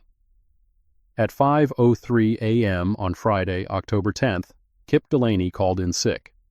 The desk sergeant, a night shift veteran named Lorraine Price, who'd been answering phones at Central Precinct since before Delaney was old enough to vote, logged the call without comment. Sick days happened. Officers used them for hangovers, mental health breaks, family emergencies, and occasionally, though no one discussed this openly, for the strategic absence that allowed them to be somewhere else when something inconvenient happened at work. Price had seen enough strategic absences to recognize one. But recognizing and reporting were different actions, separated by the institutional understanding that some things you noticed, and some things you remembered, and some things you quietly forgot, because remembering them made your own life harder. She logged the sick day and returned to her crossword puzzle. At 5:45 a.m., Nolan Beckett stood up from the metal bench for the first time in 3 hours. He stretched, methodically, the way someone stretches who has been trained to maintain physical readiness even in confinement. Shoulders, neck, lower back, hamstrings. Each stretch held for precisely 10 seconds, a routine that looked like habit but was actually protocol, the operational fitness protocol taught to agents who might need to move quickly after extended periods of stillness. 14 hours in the cell, no phone call, no charges, no attorney, no property inventory. No one had brought food or water since Amara Lee's cup at 10 p.m. 14 hours of documentation. He knew by now the shift change schedule, knew the approximate timing of radio traffic spikes, knew which officers had passed his cell door and at what intervals, knew that Pratt had left the precinct at approximately 11 p.m. and that Garland's patrol car was still in the lot. The rookie was somewhere in the building, probably at a desk, probably staring at a report he couldn't figure out how to write. Knew that Delaney had visited, off duty, midnight, alone. That detail, more than the arrest, more than the BOLO, more than any single violation in the long chain of violations that had defined the past 14 hours, told Nolan the most about what he was dealing with. An officer who comes to a precinct off duty at midnight to visit a detainee he helped arrest is not performing police work. He is managing a situation, checking on an investment, making sure the thing he helped build is still holding together, which meant Delaney was not a bystander who'd offered a convenient BOLO match. He was a participant, someone who had a reason, personal, professional, or financial, to ensure that Nolan Beckett remained in custody, remained silent, remained contained. The question was why? And the answer was somewhere in the 21 days of data that Nolan had collected before yesterday, in the patrol patterns, in the stop records, in the complaints filed and dismissed, in the money that moved through systems designed to be invisible. The answer was in the notebook that Pratt had locked in his drawer, and the answer would survive regardless. Because Nolan Beckett had learned, very early in his career, that evidence existed in multiple forms. Paper could be destroyed, digital files could be deleted, notebooks could be stolen. But the documentation inside a trained agent's mind, the timestamps, the badge numbers, the verbatim quotes, the physical observations, those survived everything except the agent himself, and he was still here. At 6:02 a.m., the first light of Friday morning slipped through the narrow window near the ceiling of the holding cell, a slit of reinforced glass that was too small to crawl through and too high to look out of, but that told him, with the certainty of sunrise, that the longest night of his career was ending. The machinery was coming. He could feel it the way experienced agents felt operational shifts, not through information but through pattern recognition, through the understanding that systems responded to disruptions with predictable speed, that missed check-ins triggered protocols, that protocols triggered people, that people triggered action. Denise Okafor was coming. He was as sure of this as he was of the sunrise filtering through that slit of glass. Okafor, who had supervised him for 3 years, and who understood, perhaps better than anyone in the Bureau, that Nolan's silence was not a sign of distress, but a tactical choice. That his patience was not passivity, but strategy. That the man sitting in this cell was not a victim, but a weapon that had been aimed, by accident and by design, at the very institution holding him. She would come. With warrants. With agents. With the full weight of the federal government behind her, and the calm, surgical precision that had made her the most effective ASAC in the Savannah office's history. She would come, and when she did, every officer who had touched this case, Garland, Pratt, Delaney, Sheridan, would understand, in the space of a single moment, the magnitude of what they had done. Not because they had arrested an FBI agent. That was bad enough. A career-ending mistake for some, a criminal liability for others. But because they had arrested a man who had spent 21 days documenting their violations. Who had watched them stop black drivers without cause and write reports that transformed illegal searches into consent encounters. Who had logged the patrol patterns that targeted certain neighborhoods and ignored others. Who had mapped the complaint process that received 63 citizen allegations in 3 years and sustained exactly 0. They had arrested the evidence. And now the evidence was about to speak. Nolan sat back down on the metal bench, straightened his glasses, placed his hands on his knees, and waited, one last time, for the door to open. At 6:15 a.m. on Friday, October 10th, 2 black Chevrolet Suburbans with federal plates turned onto Habersham Street in formation, the kind of synchronized arrival that required planning, not coincidence. The lead vehicle's tinted windows reflected the early morning light, turning the glass into mirrors that showed Savannah waking up around them. A man walking a terrier, a delivery truck idling outside a bakery, a jogger crossing at the light without looking up from her phone. None of them noticed the SUVs. Federal vehicles were designed not to be noticed. Dark paint, government plates that most civilians couldn't distinguish from fleet vehicles, and an anonymity that came from looking expensive but uninteresting, the opposite of a patrol car's deliberate visibility. ASAC. Denise Okafor sat in the passenger seat of the lead vehicle reviewing the warrant package one final time. She'd been awake since 10:17 the previous night.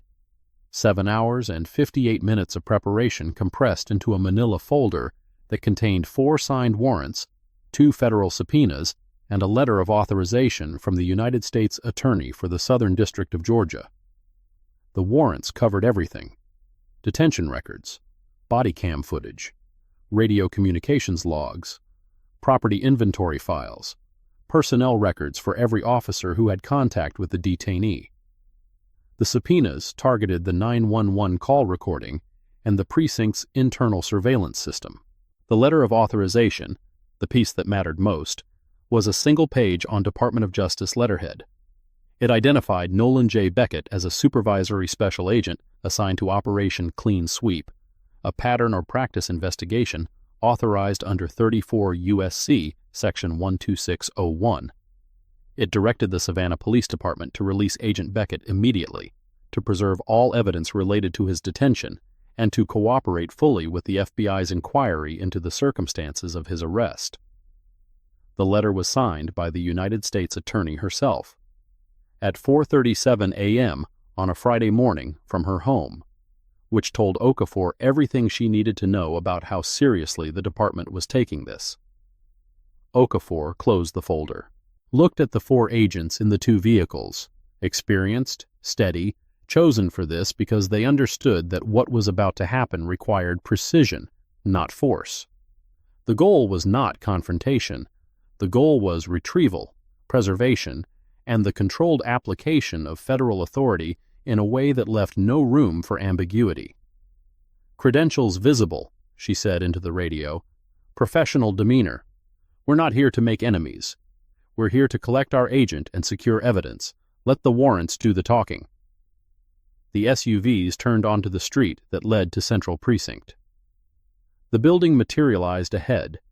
2 stories of beige brick and institutional architecture, American flag hanging limp in the windless morning, parking lot half full with patrol cars and personal vehicles.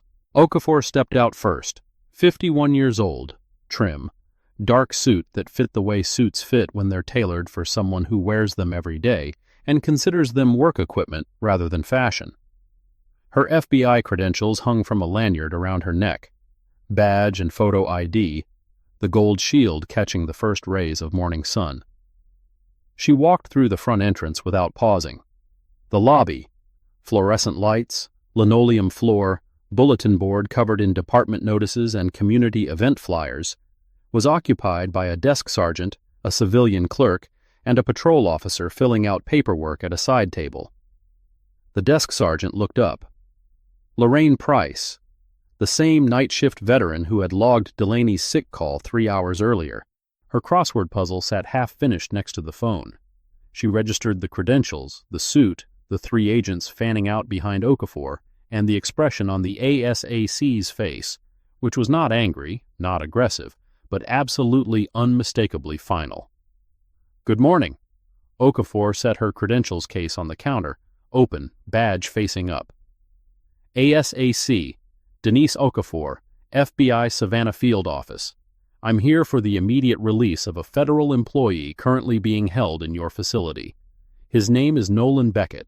He was detained yesterday afternoon and has been held without charges for approximately 14 hours. Price reached for her phone. Her hand was steady. She'd been doing this job for 19 years and had seen federal agents before, though never at 6:15 on a Friday morning with warrant folders under their arms. "I'll need to contact the watch commander. By all means." Okafor set the warrant folder on the counter beside her credentials. "While you do that, I'm serving these. Federal warrants for all documentation related to Mr. Beckett's detention. Booking records, body cam footage, radio logs, property inventory, and internal surveillance recordings. Your department has 30 minutes to begin compliance." Price picked up the phone, dialed an extension. Her eyes stayed on the warrant folder. "Lieutenant, it's Price. You need to come up front. We have a situation." The word traveled through the precinct the way all words travel through institutions, unevenly, carried by whispers and glances and the particular quality of footsteps that accelerated without quite running. Within 4 minutes, 3 people had converged on the front lobby: the night shift watch commander, a desk officer who'd heard FBI and couldn't resist, and, arriving last, coffee mug in hand, uniform pressed with the crispness of someone who had not expected to start her Friday this way, Lieutenant Blythe Sheridan. Sheridan set the coffee down on the nearest flat surface. It was an unconscious gesture, the shedding of a comfort object when comfort was no longer available, and Okafor noted it the way she noted everything, quickly, precisely, without visible reaction. "Lieutenant Sheridan." Okafor did not extend her hand. The omission was deliberate, not rudeness but a signal. This was not a meeting between colleagues. This was a notification. I believe you signed the authorization for Mr. Beckett's extended hold last night at approximately 7:12 p.m. The statement was not a question. Its precision, the exact time, the exact action, landed in the lobby like a stone dropped into still water. Sheridan's face registered the impact. Not shock. She was too experienced for shock. Something worse. Recognition. The recognition of a person who has just been told that someone knows exactly what she did and exactly when she did it. Yes, based on Sergeant Pratt's report, the subject matched a BOLO batu. The BOLO was canceled on October 6th, 3 days before your officer cited it. Your department's own database confirms that the cancellation was distributed to all active units. Okafor's voice didn't rise, didn't sharpen, stayed level and clear, the way a surgeon's hands stay steady, not because the work is easy, but because steadiness is the only option.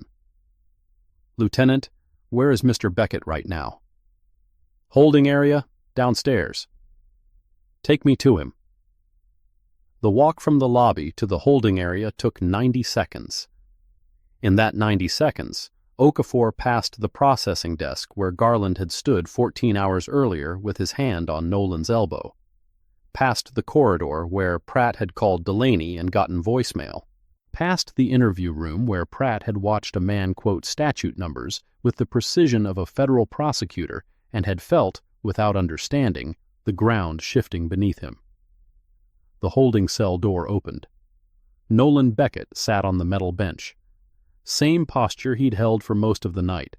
Back straight, hands on knees, glasses still slightly crooked from the arrest that now felt like it had happened in a different century. He looked up when the door opened, saw Okafor, saw the credentials around her neck, the warrant folder in her hand, the agents positioned in the corridor behind her. His expression didn't change. Not relief, not triumph, not even acknowledgement. At least, not the kind that civilians would recognize. What passed between Okafor and Beckett in that moment was something else. The silent communication of professionals who had worked together long enough to understand that the operation had entered its final phase, that the cover was blown, but the evidence was intact, that everything from this point forward would happen in daylight rather than shadow. Okafor turned to Sheridan. Uncuff him. He's not cuffed. We removed them during then clear the corridor. I need to speak with my agent privately. The words, my agent, detonated in the hallway with the force of a controlled demolition.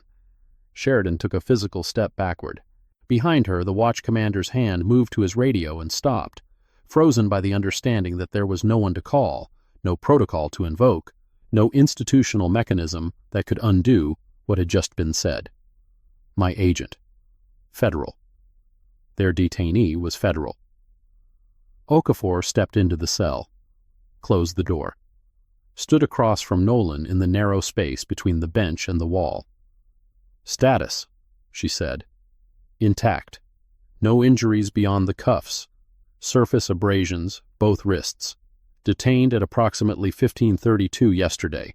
No charges filed. No Miranda advisement. No phone call. I made 3 requests, all denied. Phone and notebook confiscated without property inventory documentation. The phone is a bureau-issued secure device. The notebook contains 21 days of operational notes for clean sweep. The notebook, where is it now? Sergeant Pratt took possession. I believe he read it. Whether he copied or photographed the contents, I can't confirm. But his behavior after reviewing it, specifically a call to Officer Delaney at approximately 2300 hours, suggests he recognized the material wasn't civilian notes. Okafor processed this. The notebook was a problem, not because its contents would compromise the investigation, the data existed in triplicate on Bureau servers, but because a local sergeant had potentially accessed operational intelligence about an active federal investigation. That was a security breach. and security breaches triggered their own cascading protocols. Delaney, Okafor said. Tell me about Delaney. Kip Delaney, badge 5133, 7 years on the force. He arrived at the scene after my arrest and provided a BOLO reference, number BL-24-03-17, to justify upgrading the detention. The BOLO was invalid, canceled on October 6th, 3 days prior. He fabricated the match on the restricted radio channel. And he visited my cell at approximately 23:55 hours, off duty. No stated reason. Suggested I cooperate. Asked what my deal was, possible phishing for my actual identity. His body language when I asked about the notebook suggested he knew Pratt had it. He called in sick this morning, 0503. Nolan's eyes narrowed, the first visible reaction he'd shown in 14 hours. Before our arrival time, someone tipped him. That's our working assumption. We'll pull the phone records. She opened the warrant folder, removed the DOJ letter, held it up, not for Nolan, who didn't need to see it, but for the camera in the corner of the ceiling that was almost certainly recording. Agent Beckett, you're released from local custody effective immediately under federal authority. Operation Clean Sweep remains active. All evidence collected during your detention is now subject to federal preservation orders. She opened the cell door, stepped into the corridor where Sheridan, the watch commander, and 2 uniformed officers stood in the particular formation of people who want to be somewhere else but can't figure out how to leave without making things worse. Lieutenant Sheridan, I need the following within 30 minutes. Officer Garland, Sergeant Pratt, and any officer who had contact with Mr. Beckett during his detention. Conference room. I also need Beckett's confiscated property. Phone, notebook, wallet, all personal items. Delivered to me in their current state. Do not inventory them. Do not process them. Do not touch them further. They are now federal evidence. Sheridan nodded. The nod of someone who has passed the point of resistance and entered the territory of compliance, not because she agreed, but because the alternative was worse than agreement. And Lieutenant? Okafor paused. The pause was calculated, the way all pauses from experienced federal agents were calculated. Who authorized the extended hold? Sheridan's jaw tightened. I did, based on Sergeant Pratt's report. Did you review the body cam footage before signing? No. Did you listen to the 911 call? No. Did you interview the detainee? No. Did you verify the BOLO reference independently? No. 4 questions. 4 answers. Each one a brick in a wall that was building itself around Blythe Sheridan's 22-year career, and she could see it happening, could feel each no landing like a nail driven into something she'd spent decades constructing, but couldn't stop it, because the truth was the truth, and the truth was that she had signed a document authorizing the imprisonment of a United States citizen based on a report she hadn't verified, evidence she hadn't reviewed, and a BOLO that didn't exist. Those responses are noted, Okafor said.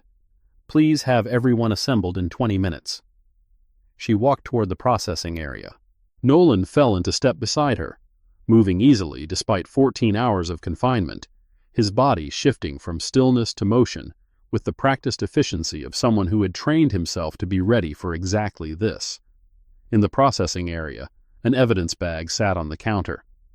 Nolan's phone, government-issued, encrypted, currently powered down. His wallet, his keys, a pen, no notebook. Where is the moleskin notebook that was in Mr. Beckett's possession at the time of arrest? Okafor addressed the question to the room. 3 officers occupied the space, 2 pretending to do paperwork, 1 staring at a computer screen that he almost certainly wasn't reading. Silence. I'll ask once more. A black moleskin notebook, grid-ruled, approximately 5 by 8 inches. It was taken from Mr. Beckett's person during his arrest yesterday afternoon. It is not in the evidence bag. Where is it? The officer at the computer cleared his throat. Sergeant Pratt may have... I think he was reviewing it last night. For the report. Is Sergeant Pratt in the building? Not yet. His shift starts at 0700. Okafor checked her watch. 6:29. 31 minutes until Pratt arrived for his shift, assuming he arrived at all, assuming he hadn't received the same tip that had sent Delaney calling in sick. She turned to one of her agents. Contact Sergeant Vernon Pratt at his home address. Inform him that his presence is required at Central Precinct immediately and that a federal warrant for his testimony has been issued. If he's not here by 0730, we'll collect him. The agent stepped away, phone already at his ear. Nolan examined his phone, powered it on.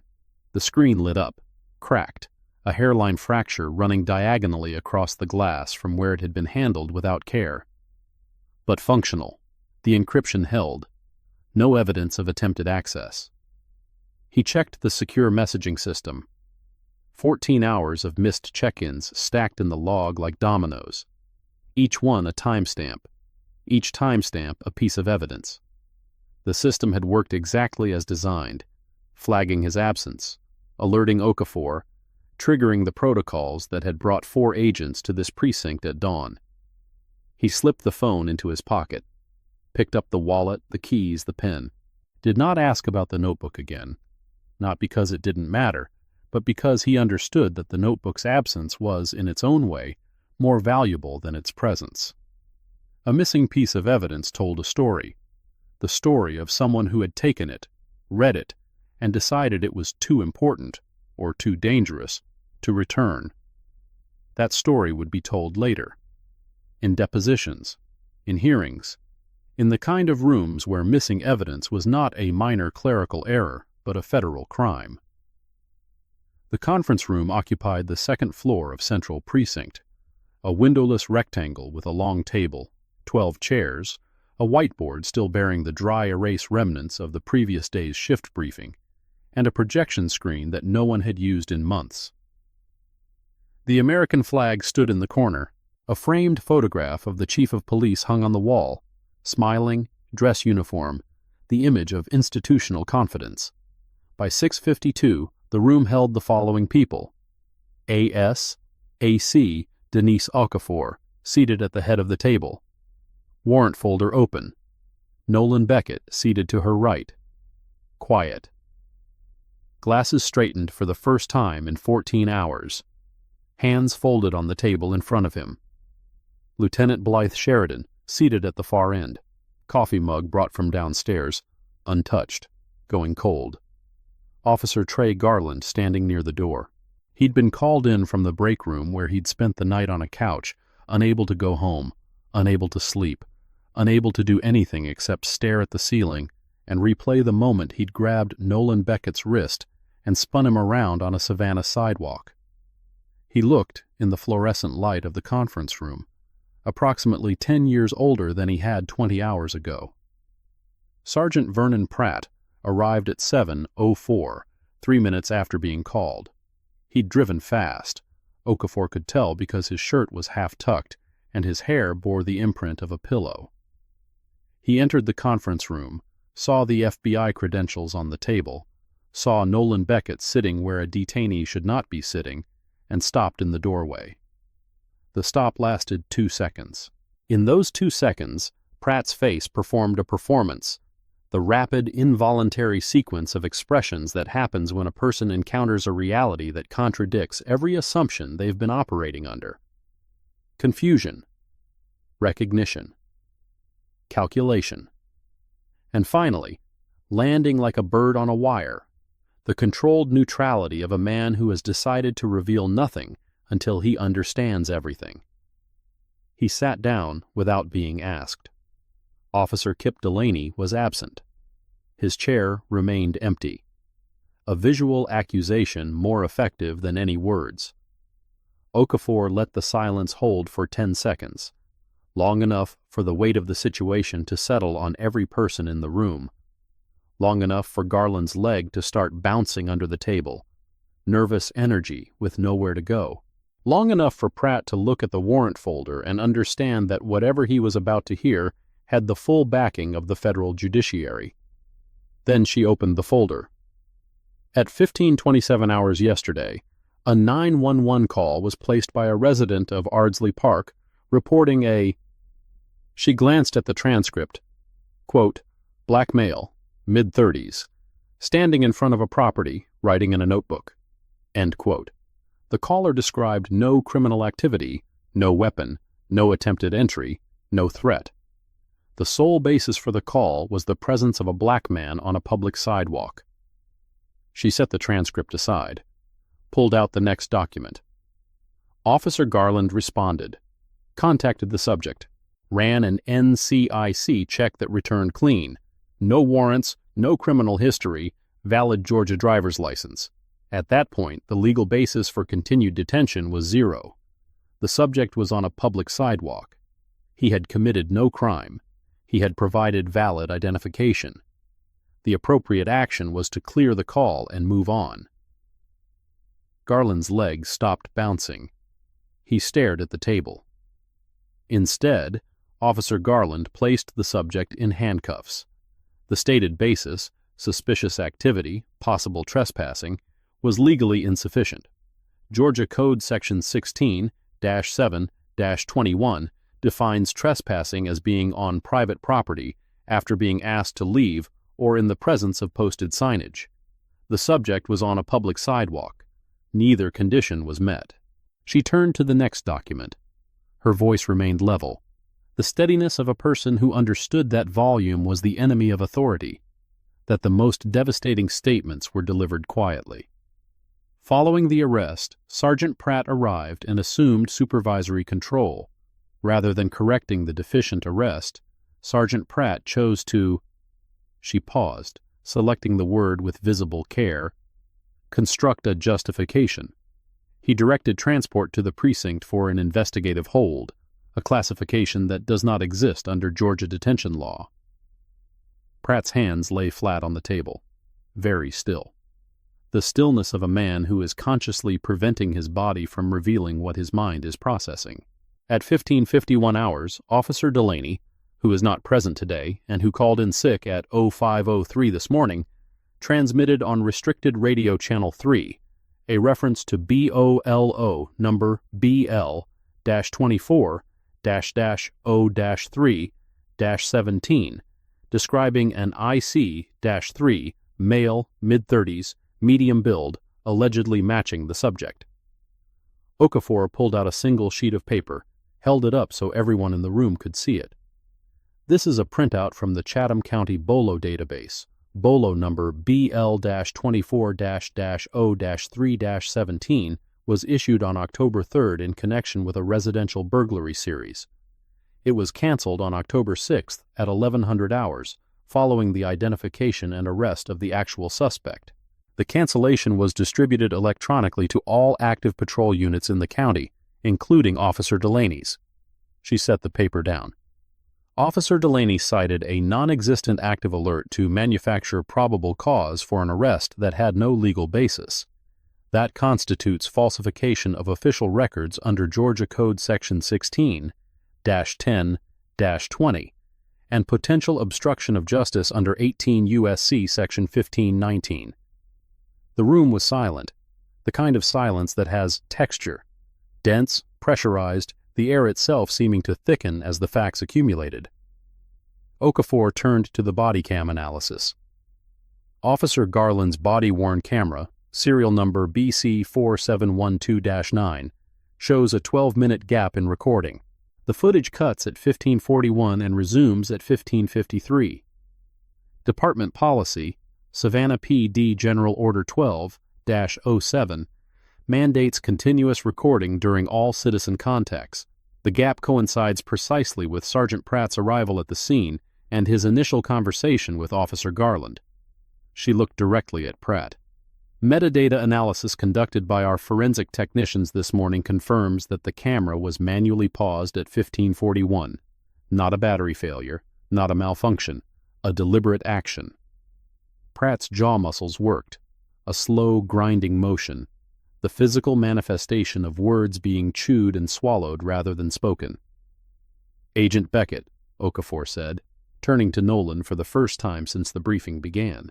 Can you describe what occurred during the 12 minutes not captured by Officer Garland's body cam? Nolan spoke for the first time. His voice, quiet, precise, carrying the same cadence he'd used throughout his detention, filled the conference room with the quality of testimony rather than conversation. At approximately 15:41, Sergeant Pratt arrived at the scene. He approached Officer Garland and spoke to him privately, though I could hear the conversation from my position beside the patrol car. Sergeant Pratt's first words were, and I am quoting verbatim, "What do you have?" Officer Garland described the 911 call and the address mismatch. Sergeant Pratt responded, again, verbatim. "That'll work. Let me handle the narrative." He then instructed Officer Garland to turn off his body cam. His exact words were, "Turn it off. Battery's acting up. I'll note it in the report." The words landed in the room like evidence bags dropped on a courtroom table. Heavy, labeled, impossible to ignore. Garland's face had gone the color of old paper.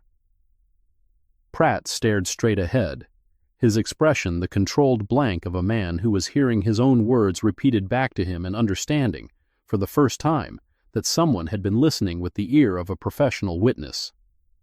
"Let me handle the narrative," Okafor repeated, slowly, letting each word occupy its own space. "Sergeant, do you recall making that statement?" Pratt's response came after a pause long enough to measure. "I may have said something along those lines. It was a fast-moving situation. I was trying to help my officer manage a complex encounter."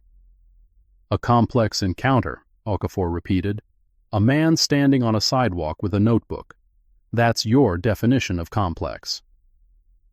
Pratt didn't answer. Okafor pulled out the final document in the stack, held it flat on the table with both palms. This was the one that mattered.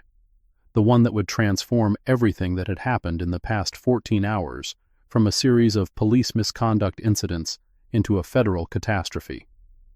This is the authorization letter for Operation Clean Sweep, issued by the Department of Justice, Civil Rights Division.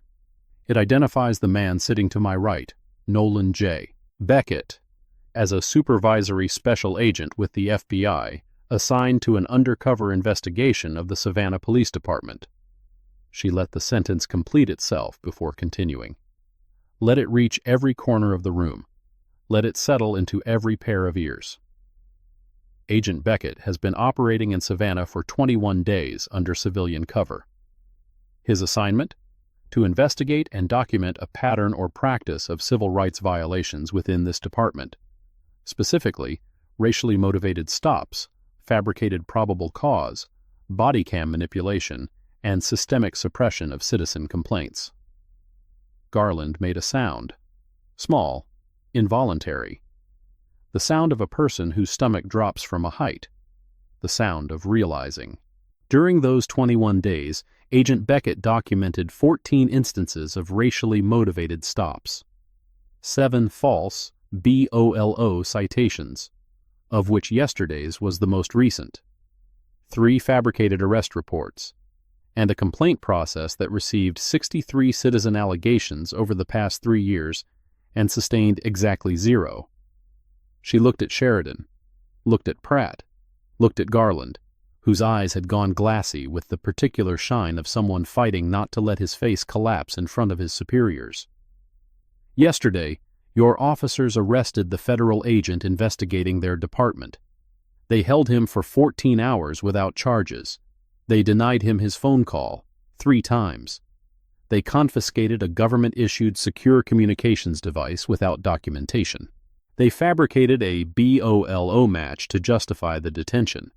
They manually paused a body cam to conceal a conversation about constructing a false narrative. And they took custody of a notebook containing 21 days of federal investigative data, a notebook that, as of this morning, has not been returned." She turned to Pratt. "Sergeant, where is the notebook?" The room waited. The fluorescent lights hummed. The flag in the corner hung limp. Pratt looked at the table, at his hands, at the table again. Then he reached into his jacket pocket, withdrew a key, small, brass, the kind that fit a desk drawer, and set it on the table between them. "My desk, second floor, locked drawer. Did you read it?"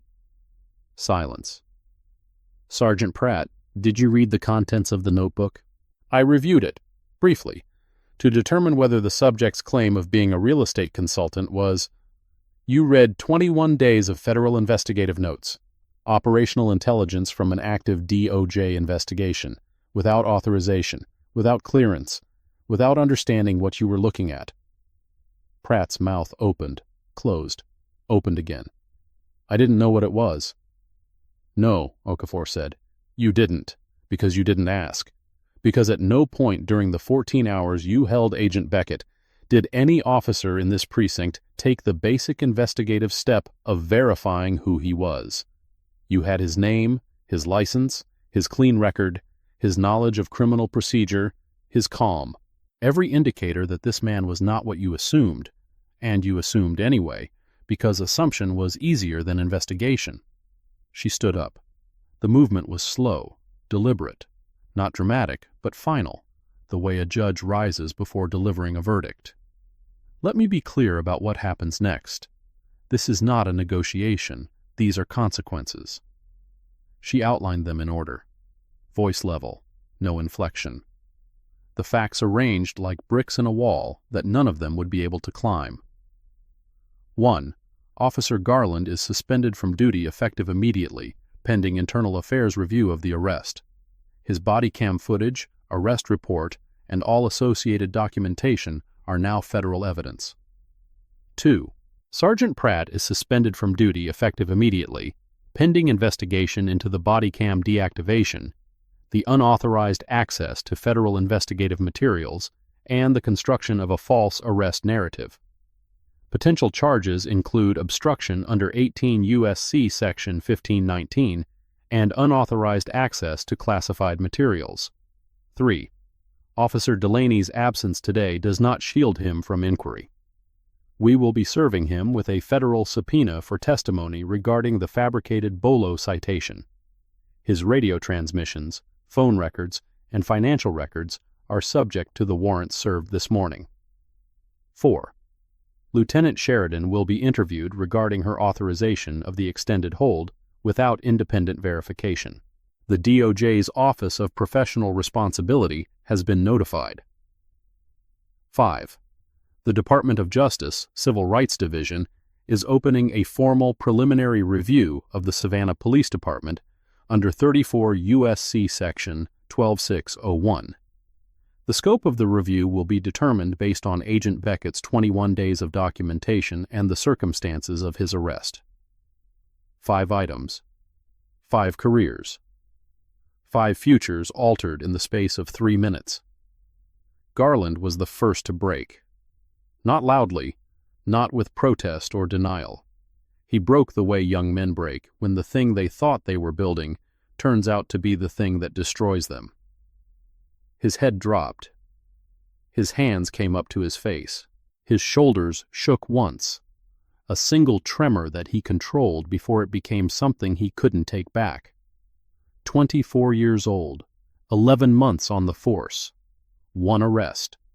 And it was the last arrest he would ever make as an officer of the Savannah Police Department, though he didn't know that yet. Didn't know that the administrative process winding its way through internal affairs would conclude, 4 months from now, with a finding of sustained on all counts and a recommendation for termination that the city's legal counsel would negotiate down to a voluntary resignation to avoid a lawsuit. He didn't know any of that. He just knew that the man he'd handcuffed on a Savannah sidewalk was watching him now with an expression that held no anger, no satisfaction, no judgment, only the steady, patient attention of someone who understood that this moment was not about punishment, but about truth, and that truth, once released, moved through institutions the way water moved through stone, slowly, inevitably, reshaping everything it touched. Pratt didn't break. He recalculated. 18 years of institutional survival had taught him that the first response to crisis was silence, the second was compliance, And the third, later in private with a union representative and an attorney, was strategy. He asked one question. "Am I being arrested?" Okafor shook her head. "Not at this time. You're being suspended pending investigation. Whether criminal charges are filed will depend on the outcome of the federal inquiry and the disposition of the notebook. I'd suggest you speak with an attorney." Pratt nodded, stood up, removed his badge, the gesture slow, almost ceremonial, as if he were performing a ritual he'd always known would come, but had hoped to postpone forever. He set it on the table, walked out of the conference room without looking at anyone. Sheridan remained seated. Her coffee was cold, her hands were folded in her lap. She looked at Okafor with the expression of someone who has just watched the foundation of a building crack and is waiting to see which walls fall first. "Lieutenant," Okafor said, "one more thing." Sheridan waited. Agent Beckett's investigation, Operation Clean Sweep, was not focused on individual officers. It was focused on the system that produces them, the culture that tells a rookie to arrest first and ask questions later, the supervision that rewards command presence over constitutional compliance, the oversight that signs extended hold authorizations without reading the underlying reports. Individual officers made individual choices yesterday, but those choices were made possible by institutional failures that go far beyond any single person. She paused. The DOJ review will examine those institutional failures. All of them. That's not a threat, Lieutenant. It's a notification. And I'd recommend your department begin its own internal assessment before the federal one makes it mandatory. Sheridan stood up. Her coffee mug remained on the table, abandoned, forgotten, as irrelevant as the 22-year career it had accompanied. "I'll notify the chief," she said. "The chief has already been notified. The U.S. Attorney's Office contacted him at 05:45 this morning." Sheridan absorbed this, nodded once, left. The conference room emptied until only Okafor and Nolan remained. The warrant folder lay open on the table. The brass key to Pratt's desk drawer sat beside it, like an artifact from an excavation, small, ordinary, and loaded with meaning. If you believe accountability matters, no matter who wears the badge, hit that like button and share this story. Because what happened in Savannah didn't stay in Savannah. The corridor outside the conference room was lined with officers who had found reasons to be nearby, filling water bottles, checking mailboxes, adjusting equipment that didn't need adjusting. The real reason was visible in their eyes, the need to see. To witness the moment when the quiet detainee from Cell 4 walked out of a conference room flanked by federal agents and wearing the invisible armor of an authority that outranked everything in the building. Nolan walked past them without acknowledgement, not because he was above them, but because acknowledgement would have been a performance, and performance was the opposite of what this moment required. This moment required facts, evidence, the quiet accumulation of observations that would, eventually, be typed into a 200-page statement and filed in a federal case database. He noted 3 things as he passed. First, the officer nearest the water fountain, young, Hispanic, name tag reading Vega, met his eyes and gave a single, almost imperceptible nod. Not solidarity, not apology. Something more complicated, the recognition of a fellow human being who had been through something, delivered by someone who understood that delivering it openly was a risk. Second, a printed copy of Pratt's incident report sat face up on a desk near the bullpen entrance. Someone had left it visible, carelessly or deliberately, impossible to tell. Nolan's eyes caught the phrase non-compliant subject in the narrative field and registered it as evidence. A false characterization, documented on an official form, signed by a supervisor. Another brick. Third, the property room door was open. Inside, visible from the corridor, an evidence bag sat on a shelf. His evidence bag, the one containing his phone and wallet and keys. The bag was open, not sealed, not logged, not maintained with the chain of custody protocols that even the most basic police academy curriculum required. 3 observations. 15 seconds of walking. Another entry in the record that lived inside his head. At the end of the corridor, near the back exit that led to the parking lot, Garland stood alone. The rookie had left the conference room before the others, had walked out while Okafor was still speaking to Sheridan, moving with the stiff, mechanical gait of someone whose body was functioning on autopilot while his mind processed catastrophe. He'd ended up here, in the dead space between the corridor and the parking lot door, because going forward meant facing the world, and going backward meant facing the conference room, and neither direction offered anything he wanted to encounter. He looked up when Nolan approached. The look lasted 3 seconds, long enough for Nolan to see everything the young man's face contained: shame, fear, the dawning comprehension that the worst thing he'd ever done was not the arrest itself, but the decision that preceded it, the choice to value his evaluation over his judgment, to prioritize performance over principle, to reach for the handcuffs when every piece of evidence in front of him, clean record, valid ID, public sidewalk, no crime, told him to stop. Nolan paused, not to lecture, not to confront, not to deliver the kind of dramatic rebuke that stories like this were supposed to contain. He paused because the young man's face reminded him of something, a memory from his own early career, a moment when he'd made a different kind of mistake and had stood in a different kind of corridor, waiting for the consequences to arrive. Officer Garland, the name was neutral, the professional, carrying no heat. Garland's throat moved. A swallow. The word came out and stopped, stranded on the shore of everything he couldn't say. You have a good attorney, Nolan said. Listen to her, and whatever else happens, learn from this. That's not nothing.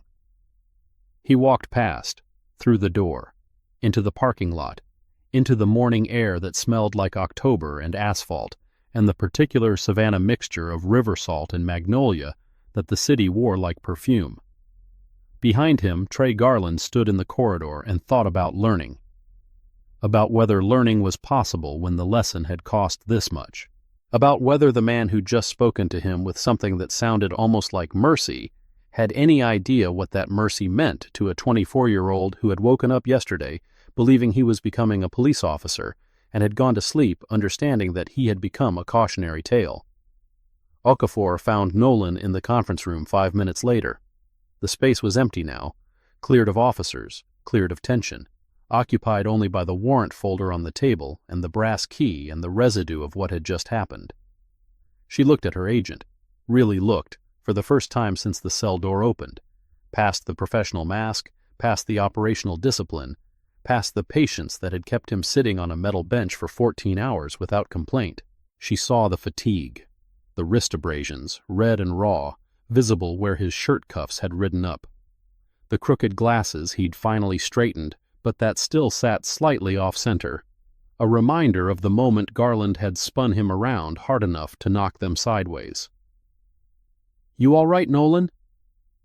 The question, her first use of his first name since arriving, carried a different weight than the operational debriefing.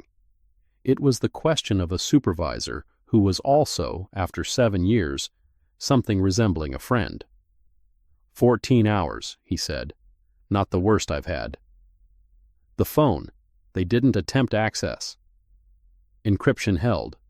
No signs of tampering on the device. The notebook is the concern.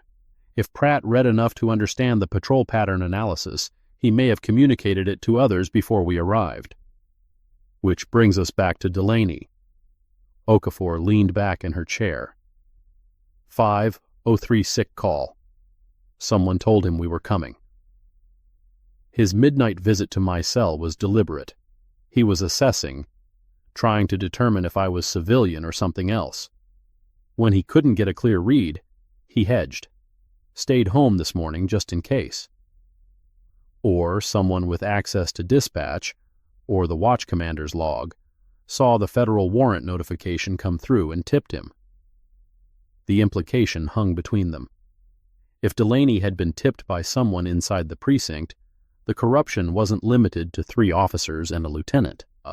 It extended into the communication channels, the infrastructure of the department itself. "That's Phase 2, Okafor said. Nolan nodded, slowly, the nod of a man who understood that the work was not finished, that it was, in some ways, just beginning.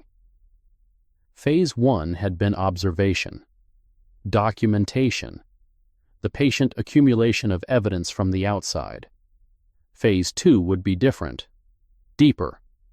The investigation would move from the street into the internal mechanisms of the department, personnel files, financial records, communication logs, the institutional plumbing that connected individual officers to systemic behavior. "We need to retrieve the notebook first," Nolan said, "and have forensics determine whether the pages were copied or photographed." Already in motion. "Agent Torres is pulling it now." She checked her phone, read a message. Her expression tightened by a fraction. "Nolan, the notebook's been recovered, but Torres reports 3 pages are missing." "Which 3? 17, 18, and 19. Torn out." The silence that followed was heavier than any of the silences that had preceded it. 3 pages. 21 days of documentation, and someone had targeted 3 specific pages with the precision of a person who knew exactly what was on them. Nolan closed his eyes, recalled. Page 17, 2 columns, dates and patrol unit numbers, documenting a pattern of stops on West Broad Street targeting vehicles with out-of-state plates. Page 18, continuation, plus badge numbers of officers involved. Page 19, notes on a conversation he'd overheard at Sentient Bean between 2 officers discussing the program. A reference whose meaning he hadn't yet decoded, but that had sounded, in the careful phrasing of officers who knew they might be overheard, like something organized, something institutional, something that went beyond individual bias into coordinated action. 3 pages, and someone had known which 3 to take. "Pratt read the notebook around 2300 hours, Nolan said. "Delaney visited my cell at 23:55. By 05:03, Delaney was calling in sick. The timeline suggests Pratt identified the relevant pages, communicated their contents to someone, possibly Delaney, possibly someone else, and the pages were removed between Pratt's departure at approximately 2300 hours and our arrival at 06:15. That's a 7-hour window. Any officer with access to the precinct could have done it. But only someone who knew what those pages contained would have known which ones to take. Pratt, Delaney, or someone they told. Okafor stood up, gathered the warrant folder, the brass key, the weight of what was coming. "Get some rest," she said. "Eat something. I'll brief the U.S. Attorney at 0900. You'll need to provide a formal statement by Monday. Full chronology, 21 days plus the arrest. Everything you documented, everything you remember." "Everything I remember is everything that happened." She almost smiled. Almost. The ASAC's version of acknowledgement. The recognition that Nolan Beckett's memory was, in its own way, as reliable as any recording device and considerably harder to tamper with. She left the conference room. Nolan sat alone for a moment. The first true solitude he'd had since the cell, but different now. Not confinement, choice. The solitude of a man deciding what to do with the silence. He pulled out his phone, typed a secure message to the case file. Operation Clean Sweep. Field note. Date, October 10th. Agent, Beckett, NJ, SSA. Status, cover compromised. Detention documented. Evidence preserved, except pages. 17 to 19 of field notebook. Removed by unknown party. BOLO fabrication, body cam tampering, and unauthorized access to federal materials confirmed. Phase 1 complete. Recommend Phase 2. Authorization, internal communications audit. financial records review, personnel file analysis for identified subjects, Garland, Pratt, Delaney, Sheridan. Priority, identify source of Delaney tip-off and determine disposition of missing notebook pages. He sent it, put the phone away, stood up. The walk out of Central Precinct took 45 seconds. Through the corridor, past the processing desk, through the lobby where Price still sat with her crossword puzzle, and the expression of someone who would be telling this story for the rest of her career, and out the front door into the morning. Savannah was fully awake now. Traffic on Habersham, the bakery open, the smell of bread reaching the sidewalk, the jogger long gone, the man with the terrier replaced by a woman pushing a stroller. The world continuing in its ordinary rhythms, unaware that inside the beige brick building behind him, careers were ending and investigations were beginning, and the machinery of federal accountability was grinding into motion with the slow, patient inevitability that characterized everything the DOJ touched. Nolan walked 3 blocks to Sentient Bean, ordered black coffee, sat at his corner table by the window. The barista, nose ring, SCAD sweatshirt, set the cup down without comment, though her eyes lingered on the red marks around his wrists. He drank the coffee, watched the intersection of Bull and Liberty. A patrol car passed at 7:12. Different unit, different officer, same route. The patterns continued. The system continued. The machinery continued. One arrest wouldn't change it. One reveal wouldn't fix it. One federal investigation, however thorough, however well documented, however supported by warrants and subpoenas and the authority of the United States Department of Justice, wouldn't transform the culture that had produced yesterday's encounter.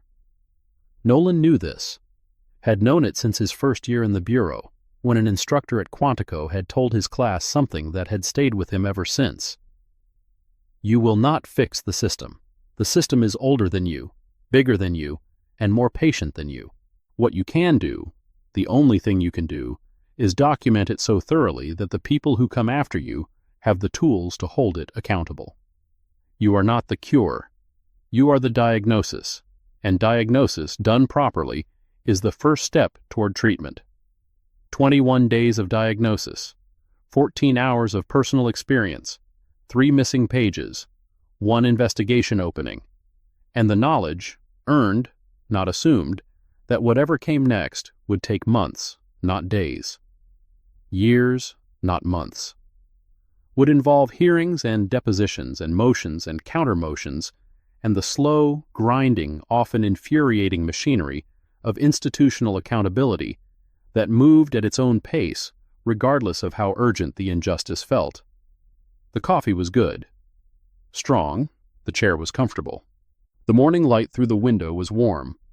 Nolan opened a new notebook, purchased from the rack by the register, spiral-bound, college-ruled, nothing like the moleskin that had been taken from him, and returned with 3 pages missing. He uncapped a pen and began to document. Again. 3 weeks later, the consequences arrived, not with the dramatic finality of a courtroom verdict, but with the slow, bureaucratic grinding that characterized institutional accountability in America. The headlines told one story. The reality told another. Detective Amara Lee, the internal affairs investigator who had visited Nolan's cell with a cup of water and the quiet professionalism of someone who noticed what others ignored, became the department's designated liaison to the FBI's inquiry. The appointment was, depending on who you asked, either a recognition of her integrity or a strategy to contain her. By placing Amara at the center of the federal interface, the department ensured that her instinct for detecting irregularities, the same instinct that had led her to Nolan's cell on the night of his detention, was channeled into cooperation rather than independent investigation. Amara understood the calculation, accepted the role anyway, because cooperation, even when it served the department's interests, also served the investigations. And she had seen the booking log, had seen the empty charge field, had looked through the observation window at a man sitting with his back straight and his eyes open, and had known, not suspected, known, that whatever was happening in that holding cell was wrong. She spent the first week assembling documentation, body cam files, radio logs, shift schedules, property room access records, the building blocks of accountability, gathered with the meticulous care of someone who understood that every document she pulled was simultaneously a service to the federal investigation and a potential threat to colleagues she'd worked beside for 15 years. The loneliness of that position, the specific, grinding isolation of being the person inside an institution who is responsible for holding that institution accountable, was something Amara had learned to live with, not comfortably, not happily, but with the stubborn, unglamorous determination of someone who believed that the badge meant something, and that the only way to protect that meaning was to confront the people who corrupted it. She filed her preliminary findings on day 12. 47 pages. The document landed on the chief's desk and on ASA-C Okafor's desk simultaneously, a deliberate act of transparency that ensured neither side could claim exclusive access. The findings were clinical, devoid of opinion, devastating in their factual accumulation. 14 procedural violations documented during Nolan Beckett's detention, each one cross-referenced with the specific department policy and state or federal statute it violated. The chief read it in his office with the door closed. When he emerged, he looked like a man who had aged 5 years in 47 pages. Officer Trey Garland was suspended with pay, pending the outcome of an internal affairs investigation that would stretch across 4 months and produce a 112-page report examining every aspect of the October 9th arrest. The suspension, with pay, meant that Garland continued to receive his salary while sitting at home, a fact that the Savannah Morning News editorial board found sufficiently outrageous to devote 3 consecutive op-eds to, and that the Savannah Police Benevolent Association defended as standard procedure that protects officers' due process rights. His mother hired a private attorney, not the union-provided counsel, but a criminal defense specialist from Atlanta, who charged $400 an hour, and who immediately began constructing the narrative that would define Garland's defense. A young officer, inadequately trained, following the implicit instructions of his field training officer, acting in good faith on information provided by a fellow officer, not malicious, misguided, a product of the system, not a flaw in it. The narrative was partially true, which made it effective, which made it infuriating to everyone who understood that following orders was not a defense, but an explanation, and that the distinction between the two was exactly where justice lived. Sergeant Vernon Pratt was placed on administrative duty, reassigned from patrol supervision to records management in the basement of the precinct, a demotion so precisely humiliating that it needed no official designation to be understood by everyone in the department. His badge was not taken. His rank was not stripped. His pension was not threatened. But his authority, the 18 years of accumulated institutional power that had allowed him to say, "Let me handle the narrative," and have it obeyed, evaporated overnight.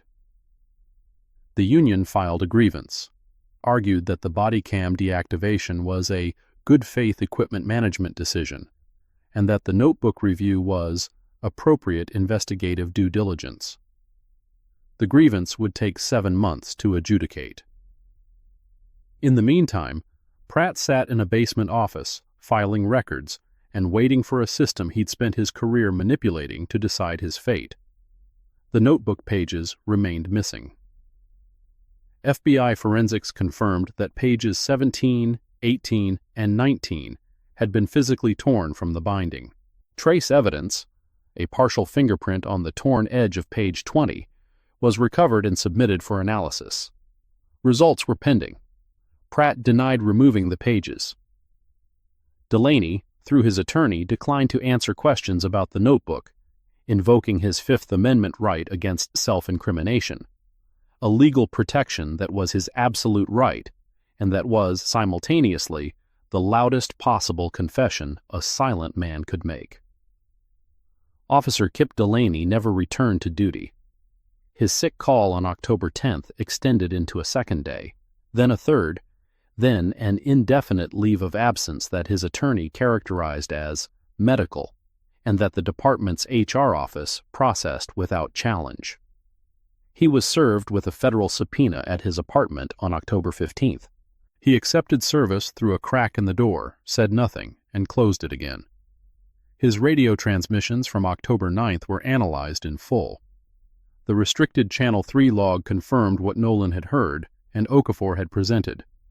Delaney had cited a BOLO that had been canceled 3 days earlier. The transmission was time-stamped, recorded, and preserved on department servers that Delaney did not have the access or authority to alter.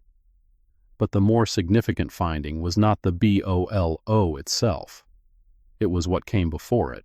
Phone records subpoenaed under the federal warrant showed that at 15:43 on October 9th, 8 minutes before his BOLO transmission, Delaney had received a text message from a number registered to a prepaid phone purchased with cash at a convenience store on Waters Avenue.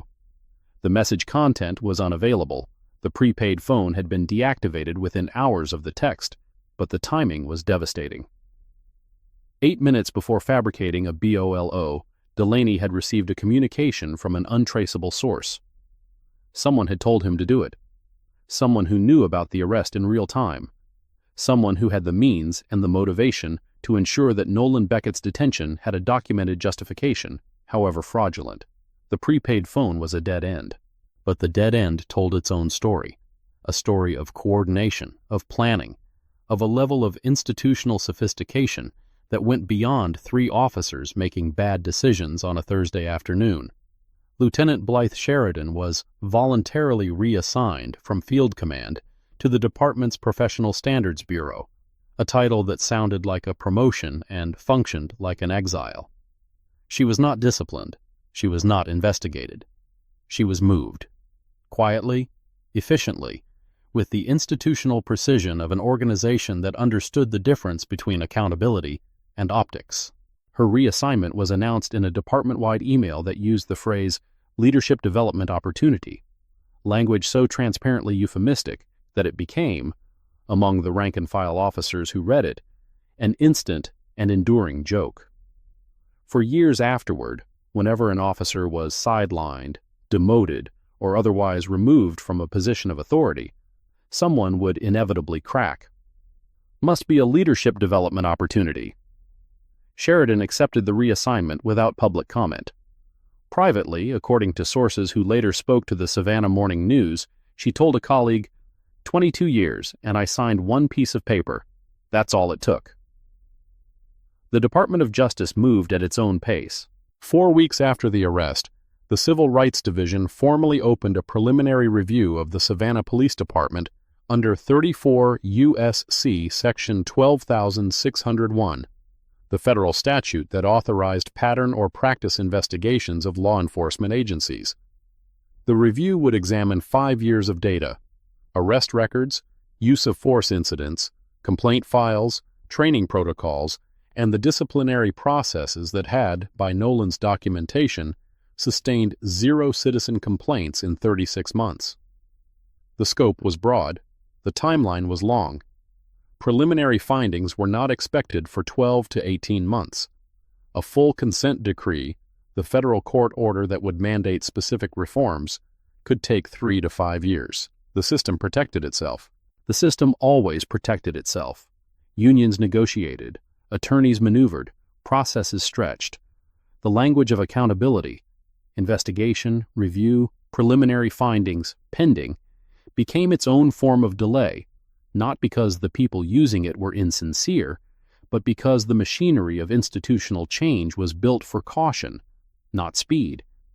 And the difference between those two things was where most people's patience ran out.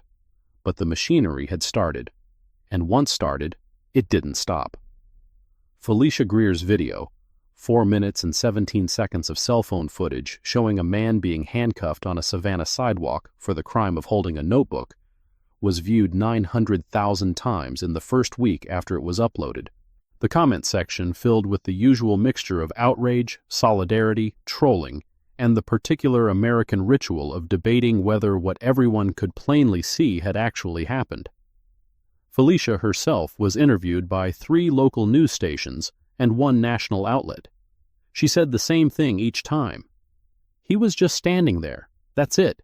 standing there with a notebook, and they put him in handcuffs, in broad daylight, in front of his own house. The phrase, "in front of his own house," became a refrain, repeated, hashtagged, printed on signs that appeared at a community rally organized 2 weeks after the arrest. The rally drew 400 people to Forsyth Park, where speakers talked about policing and profiling and the particular exhaustion of being black in a neighborhood that treated your presence as probable cause.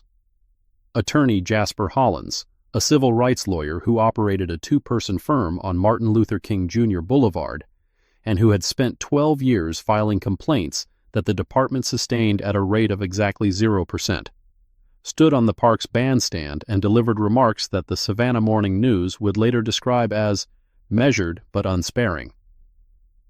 "This department has received 63 citizen complaints in 3 years, Hollins said, his voice carrying across the crowd without amplification. 63 people walked into a precinct, sat down with an internal affairs detective, and said, 'Something wrong happened to me.' And 63 times the department investigated itself and found nothing. 0 sustained complaints, not 1. That's not a finding. That's a policy. A policy of institutional self-protection that tells citizens their experiences don't matter, that their complaints will be received and filed and forgotten. Agent Beckett's documentation confirms what this community has known for years, that the system is designed to protect itself, not the people it serves." Hollins had been retained by 3 of the 14 individuals whose traffic stops Nolan had documented during his 21 days undercover. The civil suits, filed under 42 U.S.C. Section 1983, alleged violations of Fourth Amendment rights, racial profiling, and fabrication of probable cause. The city's legal counsel had already signaled that settlement discussions would be preferred to discovery, which told Hollins everything he needed to know about how much documentation the city did not want made public. The settlements, when they came, months later, after motions and counter-motions and the grinding procedural machinery that characterized civil rights litigation, would total just under $800,000 across the 3 cases. The city would admit no wrongdoing. The settlement agreements would contain non-disclosure provisions, and the officers involved would face no individual consequences beyond the notation in their personnel files that most future employers would never see. Partial justice, the only kind the system reliably produced. Nolan did not attend the rally. He was, by that point, back at the FBI field office, writing the formal statement that would form the backbone of the DOJ's preliminary review. 214 pages.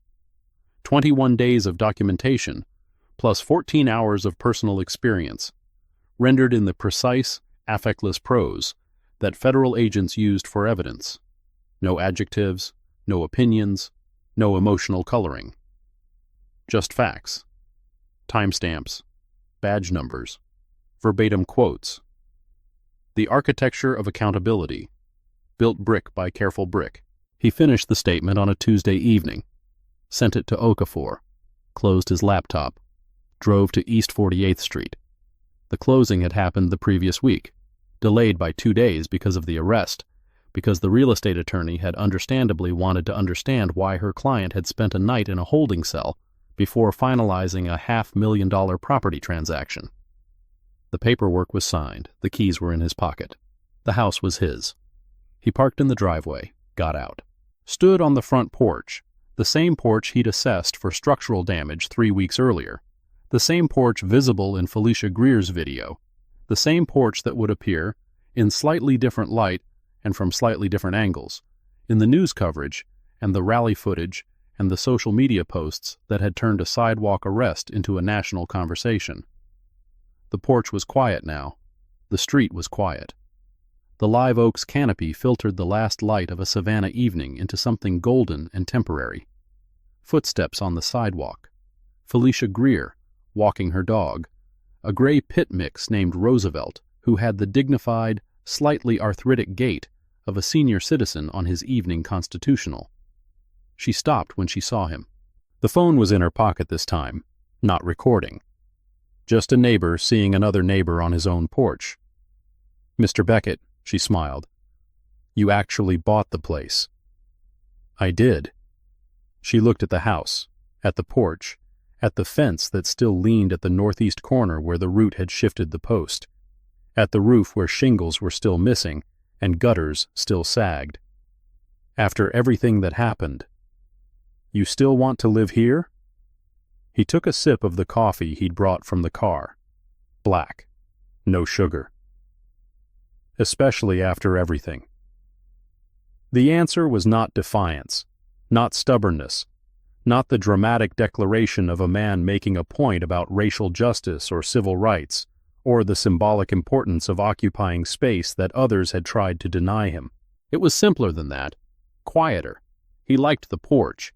He liked the oak tree. He liked the neighborhood, or he would, given time and patience, and the slow accumulation of mornings that turned a house into a home. He was good at patience. It was perhaps the thing he was best at.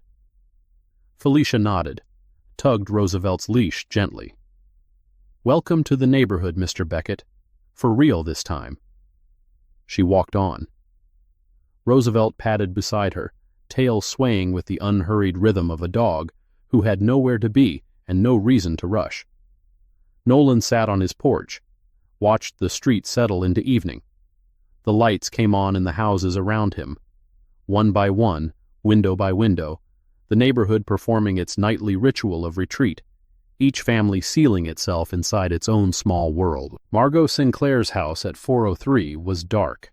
It had been dark since the day after the arrest, when the 911 recording was made public, and the phrase, "There is a man, black, standing in front of the Hemmings property," entered the local lexicon as shorthand for a kind of weaponized anxiety that everyone recognized but no one had a clean word for. Margot had not been charged with filing a false report. The 911 call technically reported a concern rather than a crime, and Georgia law required demonstrable intent to deceive for a false report prosecution.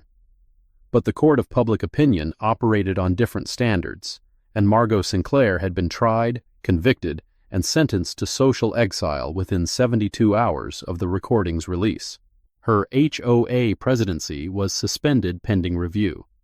Her book club had stopped meeting at her house. Her personal details, address, phone number, the name of the salon where she had her hair done bi-weekly, circulated online in the chaotic, uncontrolled way that personal information circulated in the age of viral outrage. And she'd responded by closing her curtains, silencing her phone, and retreating into the particular American solitude of a person who has been publicly identified as the villain in a story they still believe they were right about. Nolan did not feel satisfaction about this, did not feel vindication. Felt, if anything, a complicated weariness, the weariness of a man who understood that Margot Sinclair's 911 call was not an aberration, but a symptom, and that symptoms, however dramatic, did not disappear when you treated individual cases. They recurred. They adapted. They found new hosts, and new expressions, and new phone numbers to dial. The system that had trained Margot to fear a black man with a notebook was the same system that had trained Garland to arrest one, the same system that had taught Pratt to manage narratives rather than manage truth, the same system that had allowed Delaney to fabricate evidence on a restricted radio channel and Sheridan to authorize a 14-hour detention with a 12-second signature.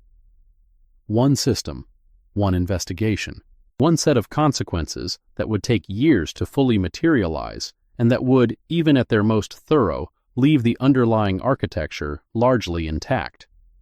That was the reality, not the dramatic, satisfying, conclusive reality of stories that ended with villains punished and heroes vindicated. The other reality, the one that people who worked inside institutions understood viscerally, the reality of incremental progress, of partial victories, of foundations laid for battles that other people, in other years, would have to fight. And if you've made it this far, you already know. This story isn't over. Not for Nolan, not for Savannah, not for any of us. Hit subscribe and tell me in the comments, what do you think Phase 2 will uncover? That night, long after Felicia and Roosevelt had completed their walk and the streetlights had replaced the oak tree's golden light with something colder and more clinical, Nolan sat in the kitchen of his new house with the secure laptop open on the counter. One new email from ASAC Okafor. Subject line: Operation Clean Sweep, Phase 2. Authorization. He opened it, read it. The email was short. Okafor wrote the way she spoke, with a precision that treated words as tools rather than decorations. Phase 2 was authorized. Expanded scope.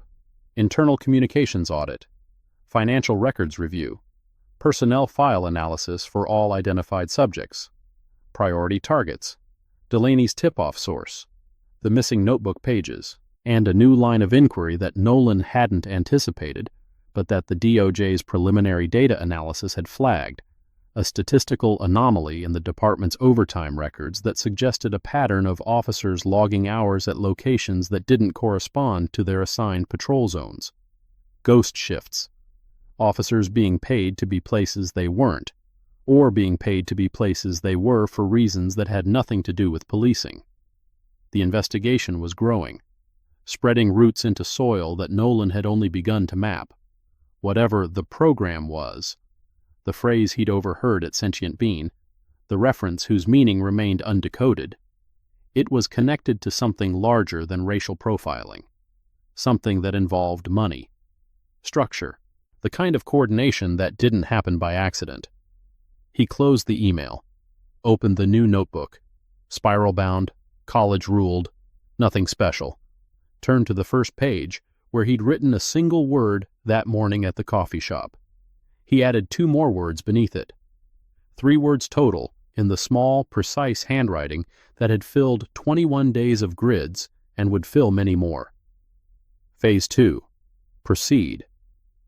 He closed the notebook, turned off the laptop, turned off the kitchen light. The house settled around him. New sounds, unfamiliar creaks, the particular voice of a structure learning to hold a person it hadn't held before. Outside, East 48th Street was silent. Ardsley Park was silent. Savannah was silent in the way that southern cities are silent after dark, not empty, but resting, conserving energy for whatever the morning would bring. Nolan climbed the stairs to the bedroom. The bed was made. He'd made it that morning, before leaving for the precinct, before the coffee shop, before any of it. Hospital corners. Blanket folded into a precise rectangle. Shoes parallel at the foot, toes pointing toward the door. He set his glasses on the nightstand. Lay down. Closed his eyes. Sleep came quickly. The sleep of a man who had finished one thing and was preparing for the next. The sleep of a man whose patience was not exhaustion, but strategy. The sleep of a man who understood that the work would continue tomorrow and the day after that, for as long as it took, for as long as the system required diagnosis, for as long as the gap between what institutions promised and what they delivered remained wide enough for people to fall through. He slept. And 2 blocks away, in the mailbox of 417 East 48th Street. The mailbox he hadn't checked yet, the mailbox that still bore the previous owner's name on a faded adhesive label. A plain white envelope sat waiting. No return address, no postage, hand-delivered. Inside, 3 photocopied pages, notebook pages, grid-ruled, small precise handwriting, pages 17, 18, and 19, the pages torn from his moleskin, reproduced on a standard office copier, the kind found in every precinct and office building in Savannah. And at the bottom of page 19, below Nolan's original notes, a single line of handwriting that was not his. Block letters, blue ballpoint. The handwriting of someone who had read his documentation, understood its implications, and decided, for reasons that might have been conscience, or self-preservation, or some combustible mixture of both, to ensure that the evidence survived. 7 words. They know you kept copies. Be careful. The envelope sat in the dark mailbox, patient, waiting, the way all evidence waits, for the hand that will find it, the mind that will understand it, and the slow, difficult, necessary work of turning documentation into accountability. Morning would come. Nolan would find the envelope, would read the 7 words, would understand that somewhere inside the institution he was investigating, someone was watching, someone who knew what the missing pages contained and who had ensured their survival. An ally, a traitor, a frightened participant, a conscience stirring inside a system designed to suppress exactly that. Impossible to know which, from 7 words and 3 photocopied pages. But the pages existed. The evidence existed. The investigation existed. And the quiet man on East 48th Street, the man who had been handcuffed for standing on a sidewalk, held for 14 hours without charges, denied his rights by the very institution he'd been sent to investigate. That man existed, too. In his new house, on his new street, in a city that was only beginning to understand what his presence meant. He would be there tomorrow, and the day after, and the day after that, patient, quiet, documenting, the way he always had, the way he always would, until the work was done, or until the system changed enough that work like his was no longer necessary, whichever came first. The morning light would tell. Thank you for taking the time to watch this video today. If you found the content helpful, please remember to like and subscribe so you won't miss our upcoming episodes. If you have any questions or suggestions, feel free to leave a comment below. We are always here to listen.